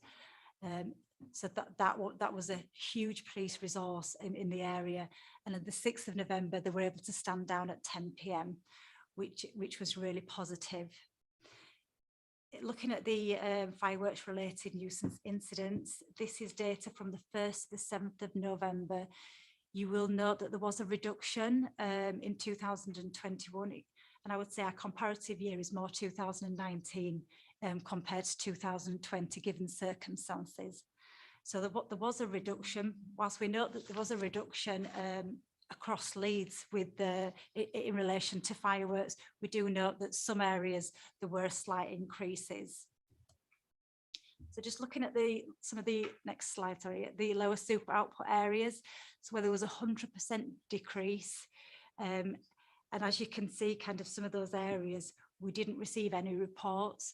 And I'm hopeful that that is due to the proactive work that was done, including the youth diversionary work. Going on to the next area. So we can see by this that there was an increase in some areas. Whilst it is really positive, it's been a decrease, has been an increase. So that's some planning for us to do this year to kind of try and find out what the issues were, what was the cause of them, why it happened in those specific areas. We've already started that work with our partnership to look at how we can provide additional support in those areas next year. Going on to the next slide, information provided West Yorkshire Fire and Rescue Service. You will know on 2021 that there was an increase on the 6th of November with regards to properties attended, and following information and advice from the West Yorkshire Fire and Rescue Service. This was based on a lot of people having bonfires in the gardens this year. So whilst there wasn't necessarily going out to any fires which were a serious concern, a lot of people reporting that people having bonfires in the garden, and obviously it's a priority for the fire service to kind of get out there and make sure that those fires are safe. There was a fire car that was used jointly by the watch commander and the sergeant within the police. They were able to kind of get out at the earliest opportunity, carry out assessments, and seeing if frontline staff were required. Going on to the next slide. And this is my last slide. So the partnership responses were increased to support community safety, which, as you can see by the slides that I've just gone through, there was a lot of proactive work, and there was an improvement in the majority of area in Leeds. But again, like I say, I'm not taking away that you know, there were some areas of concern. No arrests were made on the actual evening. I've not been informed of any further arrests that have been made since the event. And the work is still ongoing. We start again in preparation for next year. We've also been approached by West Yorkshire Combined Authority to do a presentation at a West Yorkshire Bonfire and Halloween strategic debrief. And that's because it's felt by a number of West Yorkshire wide services that actually Leeds has led on Bonfire Night this year, given the stats that have been available. So we continue to develop plans to tackle antisocial behaviour. Yeah, we're always going to have increases around this time of year, but we kind of do what we can to try and reduce those risks. Thank you. Thank you. Right, have you got any comment? Yes, Councillor Brooks. Thanks so much for the report, and thank you for all the work that you and the team is doing, and across council as well. Just a really quick one. I noticed that parks aren't included in the partners, and in our ward we get quite a lot of issues around parks, and I did try to connect West Yorkshire Police up with park staff and try and reduce the issues around it. I think the idea was to put up floodlights to try and make it easier to identify people via the CCTV, but parks weren't able to do this. So a bit of like extra connection across council would be really helpful, I think. Thank you. Okay, Councillor Howley, then Councillor Akhtar, and then Councillor Ritchie. Thank you, Chair. Probably not a surprise to you that I want to make comments on this matter. I was pleased to see that the incident in Wheatwood ward was included in your table. I'm slightly concerned, and I say slightly concerned, that table didn't really reflect the scale and the nature of the incidents. Rather, it was just raw numbers. As you will be aware, the particular incident in Wheatwood was fairly horrific. Well, no, was horrific, with residents afraid to leave their houses and described by more than one as a war zone the evening that took place. I have personal views that I think more preemptive work was needed there, and there was a lack of diversionary activities. I would very much welcome an opportunity to stay involved with planning for next year in that area and to be kept informed. And again, sounding like a stuck record, I think it harks back to something that we've already mentioned today, which is that while prioritising the priority areas is wholly appropriate, we need to make sure we don't take our eye off other areas where problems can flare up, which would not necessarily normally be readily identified as the problem areas. Thank you. Thank you. Councillor Akhtar, then Councillor Ritchie, then Councillor Collins. Yeah, thank you, Chair, and thank you for all your hard work across the city. But however, I am quite surprised to see the table and the Little London and Woodhouse, like with my colleague, what she just said. On that night, I was continuously getting phone calls, and I was passing them over to Mr. Money and the police, and I'm surprised that there's nothing has been mentioned. You know, it's something I think we need to consider. Those communities who are living surrounding that particular area is causing a mayhem for those people 2 weeks before the bonfire night and few weeks after the bonfire night, and the antisocial behavior and misuse of firework across the park, throwing at each other's, and also damaging some of the properties is totally unacceptable for our residents and on all three of us. And I think over the years, or over the months, sorry, we will have a better plan for those communities and see how we can resolve that particular problem. Because the reason I've raised this is because I was quite shocked not to see the Alexandra Park, which hasn't been mentioned, and that is the hotspot of our ward, where the trouble is. Okay, thank you. Right, Councillor Ritchie, Councillor Collins, and Councillor Blackburn. Thank you. It's a very positive report, and well done for the work that you've done, the partnership work. I would have thought one of the problems you have is that a lot of it's intelligence led. So, you know, you don't get that opportunity perhaps to introduce things in every ward. Although I do recall an email to all councillors offering some funding for diversionary activities. The other thing I'd say, I think it's important to point out unreported incidents. But there's no reason, I'm not suggesting for 1 minute there'll be any higher than previous years, but in terms of what our community's experienced, there will be incidents that aren't covered there. But yeah, I think it's the right approach, and I'm sure West Yorkshire will be looking at it and hoping to learn from it. But there's always going to be challenges, as you say, around these years. There's, you know, crime, etc. It goes on. There's a small minority. I think it's how we deal with it and prevent it, and the evidence suggests that you've made a good fist of it this year, so thank you. Sure. Councillor Collins. Thank you, Chair. Just under the partnerships, you've got Calderdale Council, but not Bradford. Did you approach Bradford? The reason I ask is, being in Horsforth, fairly close to the boundary, and you might experience it as well, Paul, and just spoken to my colleague from Pudsey as well.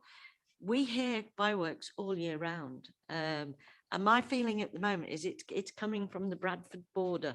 The other night we had fireworks going off at 1:30 in the morning.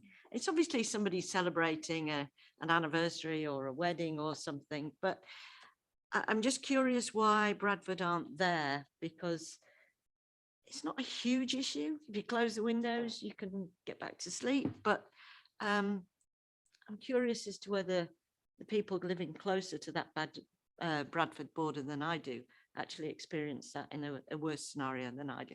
I'll give you a chance to respond in a minute. Councillor Blackburn. Yeah, thank you, Chair.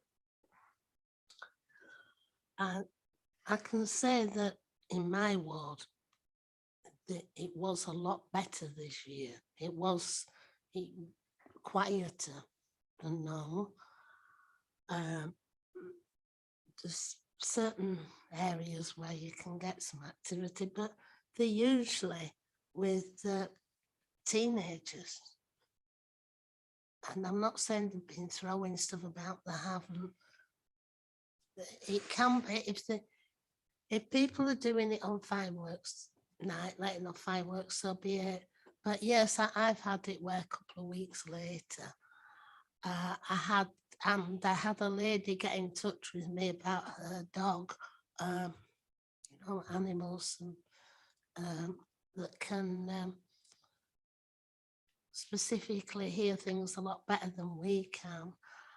And her dog was petrified. She tried sort of giving it calming things, you know, going through the vet, but it was petrified. And that would have been the only one. I'm sure all of us will have had the RSPCA, etc., saying to us that this is the case. So I think, yes, what we say down here is I think really sums it up. But we have to see that the people that's opening, and they're not supposed to do the illegal fireworks that come in, or should say unlicensed traders. I think that's got to be tightened up. I really do. Nothing against any communities that want to have a celebration, but because of the problems it can cause, and the Chinese, I think it's Chinese bangers and whatever, that weren't as bad this year, but we know we've had problems, but you know, are really very, very loud. And that's probably, but yes, this report's fine. Hopefully the Thank you. recommendations we've made in our scrutiny report can be acted upon and try and address some of Hopefully. those issues. So, Hopefully. Councillor Smith. Thank you, Chair. I was just going to say thanks for all the work that's been done, certainly on the report and throughout the season this year. I didn't notice anything sort of too bad in my own ward. The early engagement was great. The diversionary activities was fantastic, and it's also given us an opportunity to open up another youth club in the ward, which you know, we'll obviously then build on, which was it was fantastic. I mean, I realised it's very resource heavy, but I believe it was well worth it. We certainly didn't see the scenes that I'm aware of from 2019, and that was to be commended.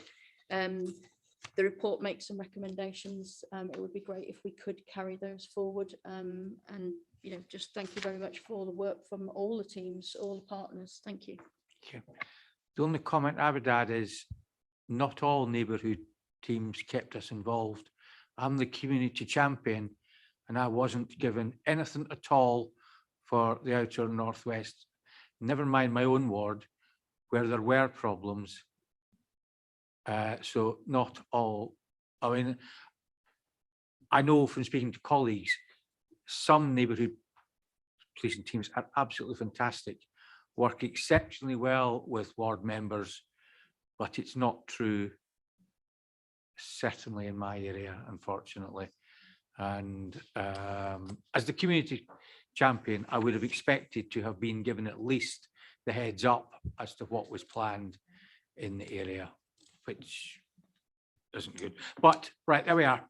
That's the comments that have been made. So Claire, do you want to, you don't have to answer every single question, but do you want to answer the ones that you're happy to answer?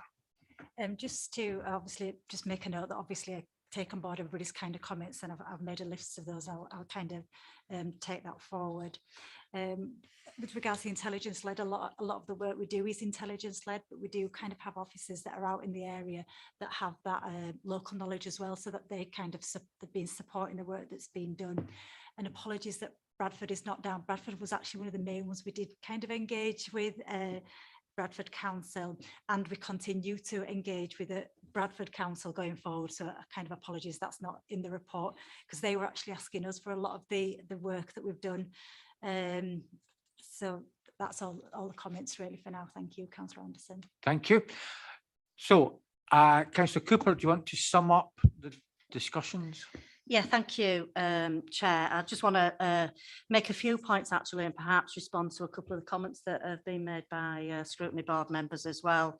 And as ever, I thank Scrutiny Board's involvement in the work throughout this inquiry, which is, you know, gone on for some time, Barry, and I know that you've been involved in that, and some recommendations around lobbying for legislation change around fireworks as well, which are being taken forward. I'd like to really thank Claire and her team for the work that they've done this year. Without a shadow of a doubt, it has been the best that we have had in partnership in terms of Bonfire Night and Halloween, and the run up to that as well, for many years. I'm sure that many members will remember some really awful scenes that we witnessed in the city, and in recent years that we wouldn't want to see ever again in terms of you know, a large amount of people being involved in illegal activity and targeting our police forces and our fire responses, as well as individuals who are out on the street as well. That's not to say that individual incidents don't happen, and we recognise that there are events that happened in the city that needed addressing as well, and I believe that that they were addressed. I think in general, I have to say, I sent an email out to all councillors and to ask if they wanted to meet about it. Also, the police chief superintendent sent out a meeting that was held that I attended, and a number of other councillors attended, but I'm sure every councillor was invited to that, and it was all the neighbourhood inspectors throughout the city that were going through their plans for the bonfire period. Claire, you were at that meeting as well. So there was that opportunity for engagement with elected members around any kind of preparations and diversionary work and so on that was going on. But I accept that not everybody can make a particular time of a meeting, and perhaps some improvement in engagement work between ourselves and the police and elected members could be taken forward. And I think, Chair, your suggestion around community champions in community committees is a really good one that maybe we should use that forum to ensure the message gets out as well. But at that meeting, I remember being reassured by neighbourhood policing inspectors that they were going from that meeting to make sure that their elected members were informed of what had been said at the meeting and the work that was going on in their wards as well. So if that didn't take place, I would like to know about that so that I can pick that up, because I was assured that that was going to happen. So I'll take that action forward if it didn't happen. I think the comment about Bradford and do we engage with Bradford? Yes, we do absolutely engage with Bradford, but Calderdale answered a request through Scrutiny as well to work with us on the fireworks issue, so that's why they were particularly involved in this work. I think that, as Claire said, we had a number of isolated incidents in a few wards in the city, but on the whole, we had a huge decrease in the demand for police in police calls, in terms of reports of antisocial behaviour, and in terms of reports needing police action and attendance. I think Claire mentioned the one about the West Yorkshire Fire Service, which were individual bonfires in people's gardens that were being reported, and that's the reason that many of them were called out. So I just want to clear up the suggestion that was made in council that there was an increase in demand for police services over the bonfire and Halloween period is absolutely incorrect. And I just wanted members of Scrutiny to be aware that actually it decreased overall throughout the city. And if you could pass that to your group members, I'd appreciate it. Thank you, Chair. Thank you very much. No, I think it was an excellent response overall. Well, by reading the report and seeing what had happened, so there is no doubt that, you know, look, in anything, there are always going to be snagging points, because this is the first time you probably developed this strategy. So let's not criticise it. Let's just learn from it, applaud where the great work's been done, and acknowledge that there may be some further things that need to be refined. So thank you all very much for your time coming today. Thank you. Now, are any, because it's coming up to 12 o'clock and I accept that some members sometimes have organised meetings coming up, is anybody needing to go? I know that Councillor Howley and Councillor Smith go fine. If you want to go just now, because, you know, we want to try and have a proper discussion and debate on this vitally important.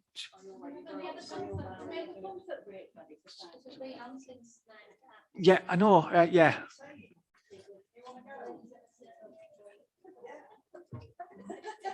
Right. Okay. Well, okay. We'll give it 5 minutes, and if you can go and in 5 minutes, if you see what I mean.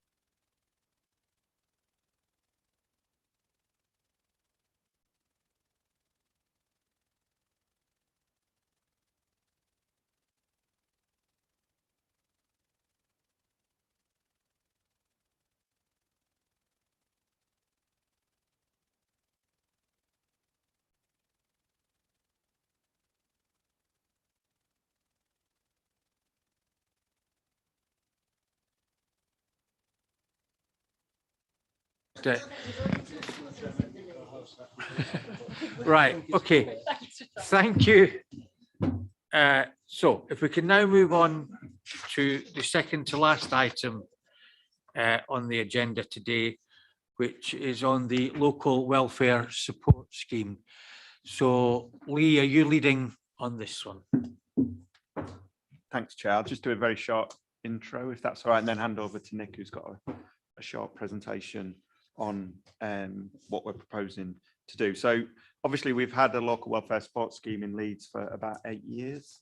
And I think, so obviously it's worked really well. We did some research, our financial inclusion team did some research back in 2018. And this is research that has been replicated, first done in 2004, next done in 2010. So it's the same issues. And what it highlighted was that more households were less financially resilient and were therefore less able to cope with an economic shock. And then obviously with COVID, that was the economic shock, really. And I think what it brought to bear was certainly at the beginning of COVID, where we worked really well, we absolutely worked really well in partnership. But I think what COVID highlighted was the issue around welfare was much wider than even we'd thought about. And there were different partnerships working on different bits. So we had to try and weld all that together, which we did at the beginning. And I think and then we started to work well, and local welfare support was integral in that in lots of ways. But I think what it highlighted, it probably wasn't as integrated into everything else that was going on across the city in terms of welfare provision as it could be. So this review we're doing is to look at that in a much broader sense and how the local welfare support scheme contributes to and is much more integrated into that wider provision across the city. So this report is being brought here. This is to set out the scope of that review and obviously to get your thoughts and comments on that scope. And obviously we'll bring future reports back in terms of how that develops. But I'll hand over to Nick, who's going to go into a little bit more detail if that's okay. Nick, were you in when we introduced ourselves this morning? I wasn't. I was going to take the liberty of introducing myself fine, as well, yeah. Councillor Anderson. Yeah, so apologies for missing the introduction. So I'm Nick Hart. I'm Deputy Head of Customer Contact. So I've got a brief around delivery of the Council's community hubs and of the financial inclusion team. If you could move on to the next slide, please, Becky. So apologies, it's saying LWSS there. We too readily refer to the local welfare support scheme as LWSS. So you'll hear that a few times throughout the presentation. So just to give you a bit of background to begin with, LWSS is designed to support residents who may find themselves in an emergency or crisis. And we offer short-term support to those people to ease that position. So this can typically consist of an award made up of one or a number of the following, excuse me. So a food hamper, an e-voucher, fuel vouchers, white goods, furniture and flooring. All of this is underpinned by the provision of advice, guidance and signposting to services and partner agencies. In terms of where the scheme sits currently, it's within the contact centre environment. There is a dedicated team leader overseeing the work of a group of call handlers and claim assessors. An assessor will take evidence from a customer to gather information regarding their current emergency or crisis position and to gain insight into their financial circumstances, and this includes any income or expenditure. If they need to, council systems are utilised to perform an additional check against any information that might be provided, and in some circumstances, the customer may be required to provide proofs before an award is made. So in terms of who are the beneficiaries and how many beneficiaries have we got, over the last 12 months, approximately 3,684 awards were made to a value of £588,424. And in 1920, 3,197 awards were made to a value of £520,353. Over the last 2 financial years, the majority of the budget has been used for furniture and flooring, a significant proportion, say 84%, followed by food and fuel, and then removals. The budget, which is more detailed within the actual report, it goes back to 2013-14 in the report, has been at 600,000 per annum since 2018-19. Next slide, please, Becky. So main issues and context for the review. The COVID-19 pandemic, and Lee's already alluded to this, the COVID-19 pandemic has put further pressures on low-income households and the most vulnerable in our society, and has also pushed more households into financial uncertainty and hardship, with more having to seek support and advice to claim benefits. Advice agencies have reported a significant rise in inquiries related to benefits and universal credit, employment and housing, and more. In addition, partners are also reporting that many more people presenting to services are unable to manage or cover basic living costs. The scheme has been an absolute essential area of support for residents during the pandemic and continues to be. However, increased focus on the scheme has demonstrated that there are areas of LWSS which could and should function more efficiently. There is a need to reconsider areas such as outdated processes and mechanisms, eligibility to access the scheme.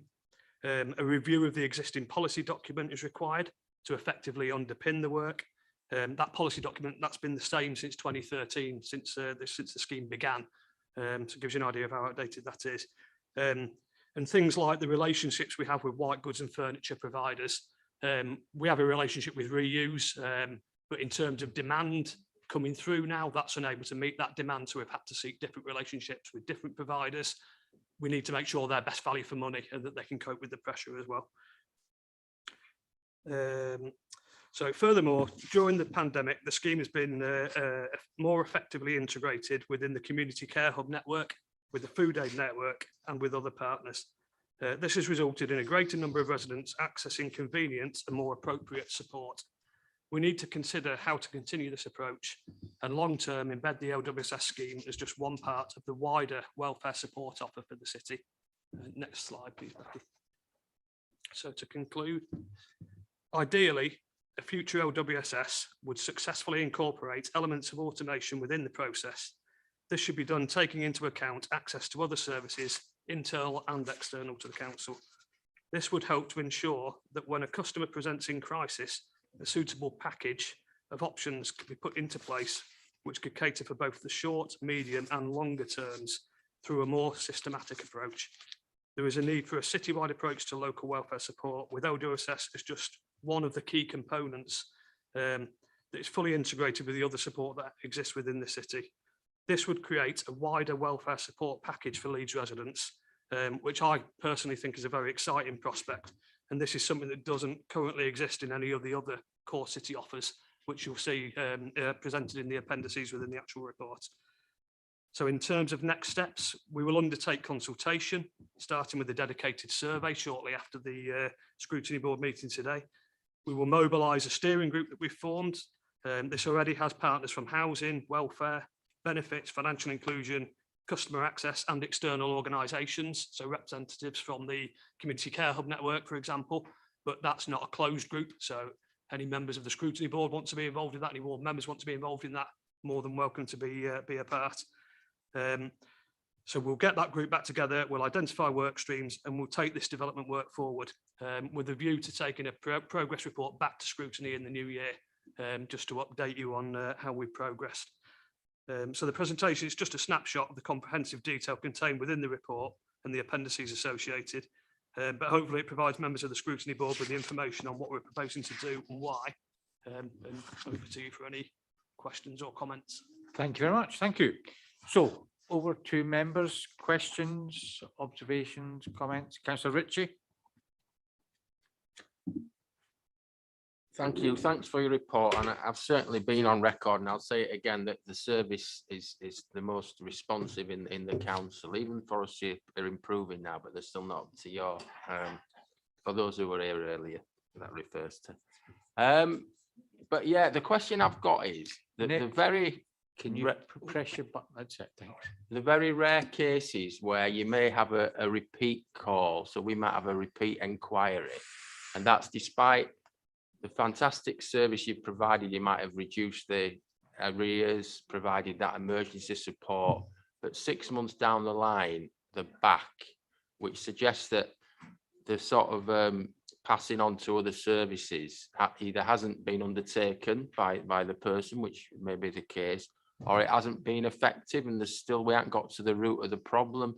Is there anything within this that will be trying to address those situations to deal with the root cause? Thank you. Yeah, on you go, Nick.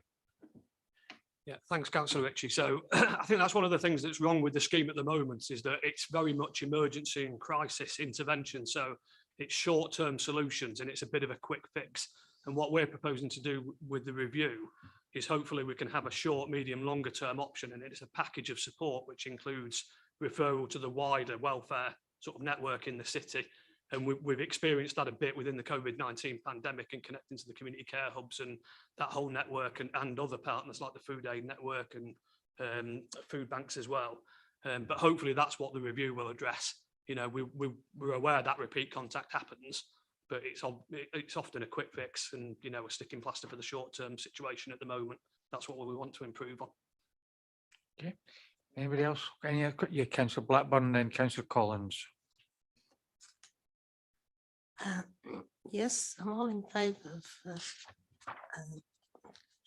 having this scheme, but I would ask that when we refer people to outside groups, just mentioned, to try and help them get the problem sorted out, that we do ask that group to report back to the council how it's gone on, you know, if in fact it has helped them, because obviously this is what we would want to know.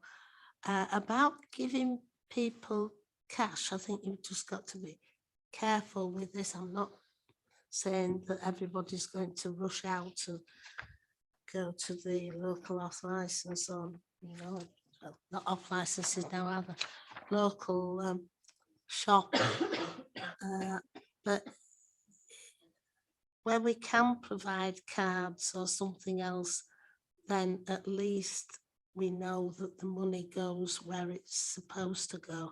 And I don't want to say everybody's this, everyone that. They're not. But I know that in some of my local shops that a lot of people go in and they're buying drink, and whether it's necessary or not, I don't know. So what, to buy alcohol as such? No, but I think all I'm saying is that when we provide things, we should make sure that it goes to what it's supposed to be for. I know that majority of cases it will, but that is what we have to do. If we can help people to then move on, and of course some of this will be only short term. Yes, I've asked a couple of times from housing in the past, I think, where there was a certain thing happened, and this lady said to me, well, can you let me have £20 because of this, because her gas meter or something had run out, and or to buy a card for it or whatever, you know, and I just referred it to housing, but I did speak to housing and she got that, because it, you know, so there needs to be a case there that we need to see that if we can help people on from there, if it becomes then an ongoing issue, and we need to get reports back from where they've been referred to for help to see that it has helped them, if you follow me. That's just sense, isn't it? When you say that you've done, again, done some consultation with people, again, I'll bang on the drum and just say, how have you done it? Has it been in clear English, etc.? So, yes, I'm in favour of the scheme, but the main thing is if people are coming back and returning to things, then we need to make sure that we try and move people on. So what you're suggesting is that they should review the suppliers of the services to make sure that they're given value for money and that we know how to take it forward. That's effectively what you're asking for, is you want to know whether or not the engagement with company A has met the needs of the customer that's been set there, so that we can then change the service or complement the service if they've actually delivered it, and then pass that, the good news, on to other suppliers who can hopefully produce the same things. That's my understanding as to what you were, the essence of what you were trying to say just now. I think that's where I think we were trying to go on that one. Yes, you are quite correct. Let's just do that. Yeah. Done it. Right, I've got Councillor Collins, then Councillor Brooks. Thank you, Chair. But first, I'd just like to say thank you for the excellent and essential work that you do, really. I think people who get to that position where they need help desperately, need it quickly, and for you to be able to provide that service is wonderful, really. A couple of things. I like also the way that you use the reuse centres when opportunities there. Has COVID impacted many of them? I know our local one in Guiseley folded during COVID. It didn't just close and furlough people. Apparently it did actually sort of stop. And I just wondered whether COVID had any knock-on effects that you think might now be permanent, or whether reuse centres such as that one would get back up and running again. And the final question is the easiest one, I think, is have you got an email address that if we get people as councillors who need this emergency assistance, that we can contact and refer them to? Because that obviously could save 24 hours in somebody stressing and being in dire distress. Thank you. I'll come back to you in a minute for a response to everything that's been raised. Councillor Brooks. Thanks, Chair. So yeah, thank you for all the work that you're doing on this. It is really important. So I was just going to ask, because there's a group that's been formed to undertake a review, blah blah. Customer access, financial inclusion, benefits, housing, and the third sector. Amongst the third sector, is there any mental health organisations, or will there be any mental health like organisations from the NHS attending that? Because you're obviously at a higher risk of suicide when you go through financial distress. So I think that's just worth like looking into there. And I think just to come back on what you were saying with you don't understand why people buy drink, and you don't understand why people buy drink. No, I think you maybe misunderstand what I said. I do understand people's stress, but that is why Yeah. Let Councillor Brooks explain what's happening. It is necessary for people to buy drink if it means that they're not going to hang themselves, isn't it? If they're not able to access support, and this is what we're trying to sort out, isn't it? So don't judge people who are in difficult positions. Yeah. Thank you. Right. So Nick, do you want to respond? You can respond to all of the questions and observations that we made, or you can. I'll respond in turn to the comments if that's okay, Councillor Anderson. So just to feedback to Councillor Blackburn first. So I took it that it was more of a concern around transparency in the sort of referral process generally. And that's one of the issues that we've got at the minute. So if somebody refers into the scheme, they don't necessarily know that that person's been given the support, picked up the support, and what benefit that's given to them. What we want is a scheme that introduces more automation, but also more transparency and clarity. And what we can have is sort of customer accounts with partners, third sector organisations, whoever might be referring into the scheme, so they can see where the customer is in their journey. So they know that that customer's got the support, but that will also give them the opportunity to say, this is the difference it makes. So there'll be like free text notes within it, for example. So that's the ambition as part of the review, is that we need a better automated system that's more transparent.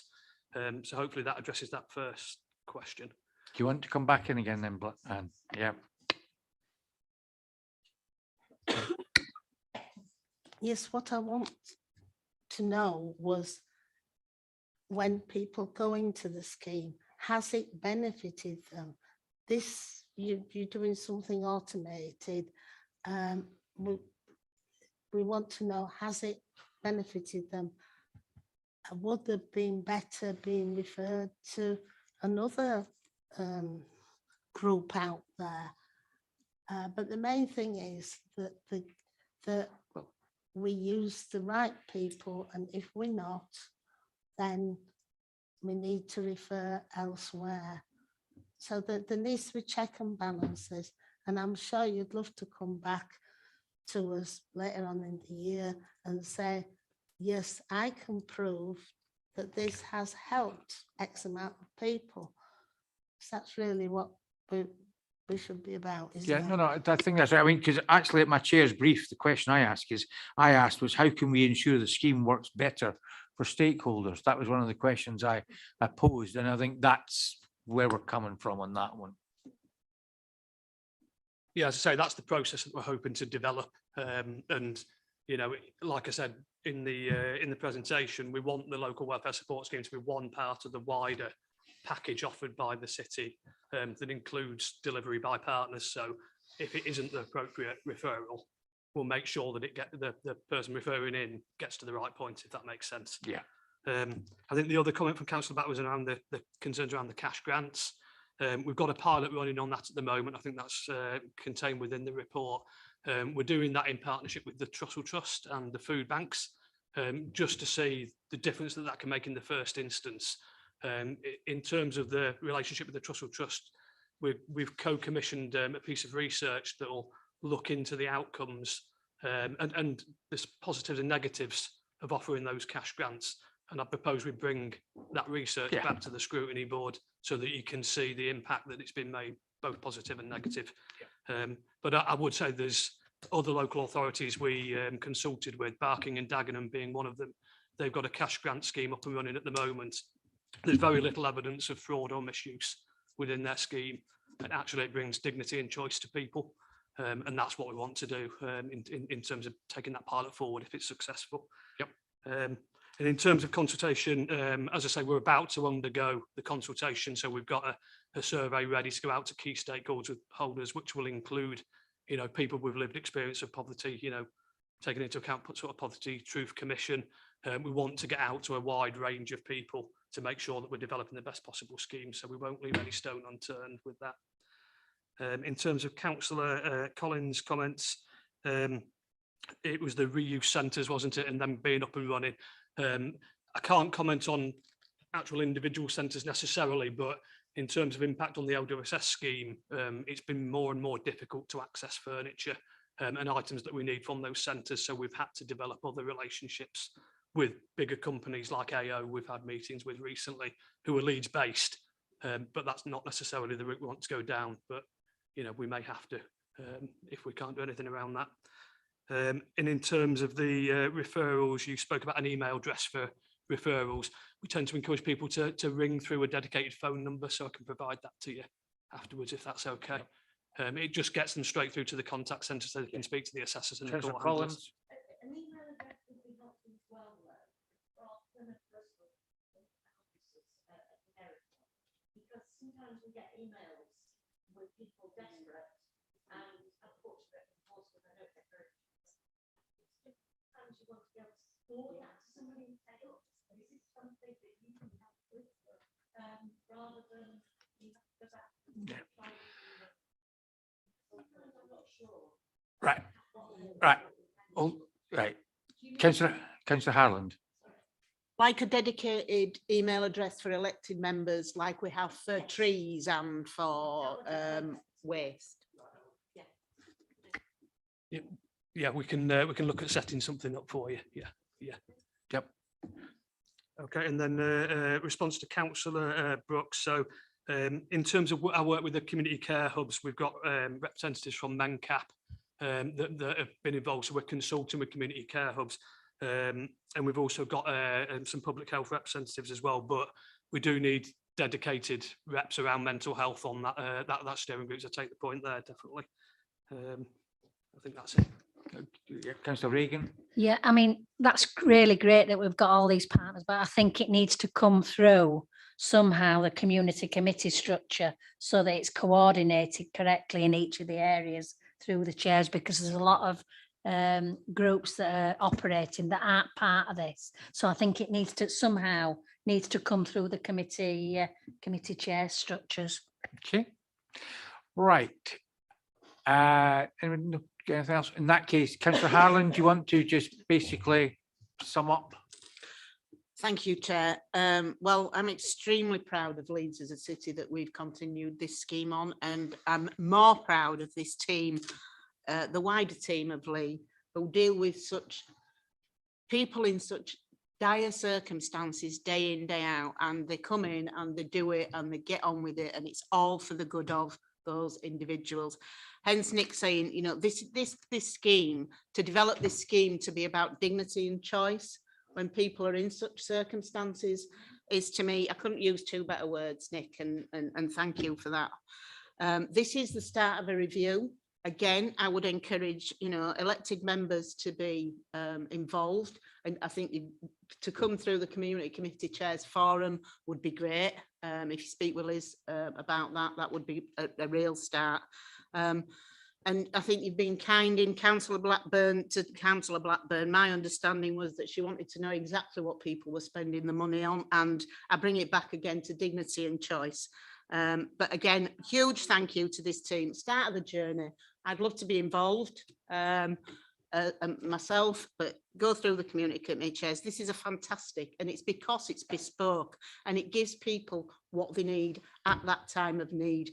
So thank you. And again, pass on my thanks to the wider team, Lee. Thank you. I certainly would like to get involved. When you mentioned that steering, I certainly would be happy to get involved. And if you maybe send an email out to everybody on the scrutiny board, then everybody can choose whether or not they want to get involved or not. Or if you've got availability, you might want to. But I mean, there's so many other competing things. I mean, for example, in less than an hour, this room's going to be probably occupied for the next 4 or 5 hours by city centre plans. It's going to, I know Councillor Brooks is on it, so she's got a long day ahead of her to do things. But seriously, I think we would certainly like to see the outputs as well. Whenever you've finished, if you can bring something back to us, and if there's anything else you would like some challenge on, then send it through to us. Even if it is electronically, at least we can then put it out to the scrutiny board and they can give any challenges back to you. So when it's emerging, if you want. But can I thank you for coming here today? I apologise that you were last on the agenda, but you were at the pre-meeting when I was reorganising the agenda to try and enable it so that each chief officer could then stay for alternative ones. I do apologise for making you last, but I think it's quite an important bit of work that you're just about to undertake, and Scrutiny certainly gives you the support you can. So thank you very much for coming along. Now, in terms of the final item, which is the work schedule, our next meeting isn't till the new year. Now, you may say, Barry, why didn't you provide us with the Christmas? Because, to be honest, until I sat here, I forgot all about them, if the truth be told, because it is the last. I didn't, because this is the last meeting before Christmas. I mean, okay, you could say I'm mean as well if you want, but I mean, but I do apologise for not making them available to you, because so you can see the draft schedules at Appendix 1 and page 123. You can also see in Appendix 3 a summary of the discussion that took place with Parks and Green Spaces Strategy Working Group. So if you have any comments you want to make on that, if you pass them back to Becky. And that said, the next time we will meet is on the 20th of January at 10:30, pre-meeting at 10. So, yeah, happy Christmas and have a good New Year.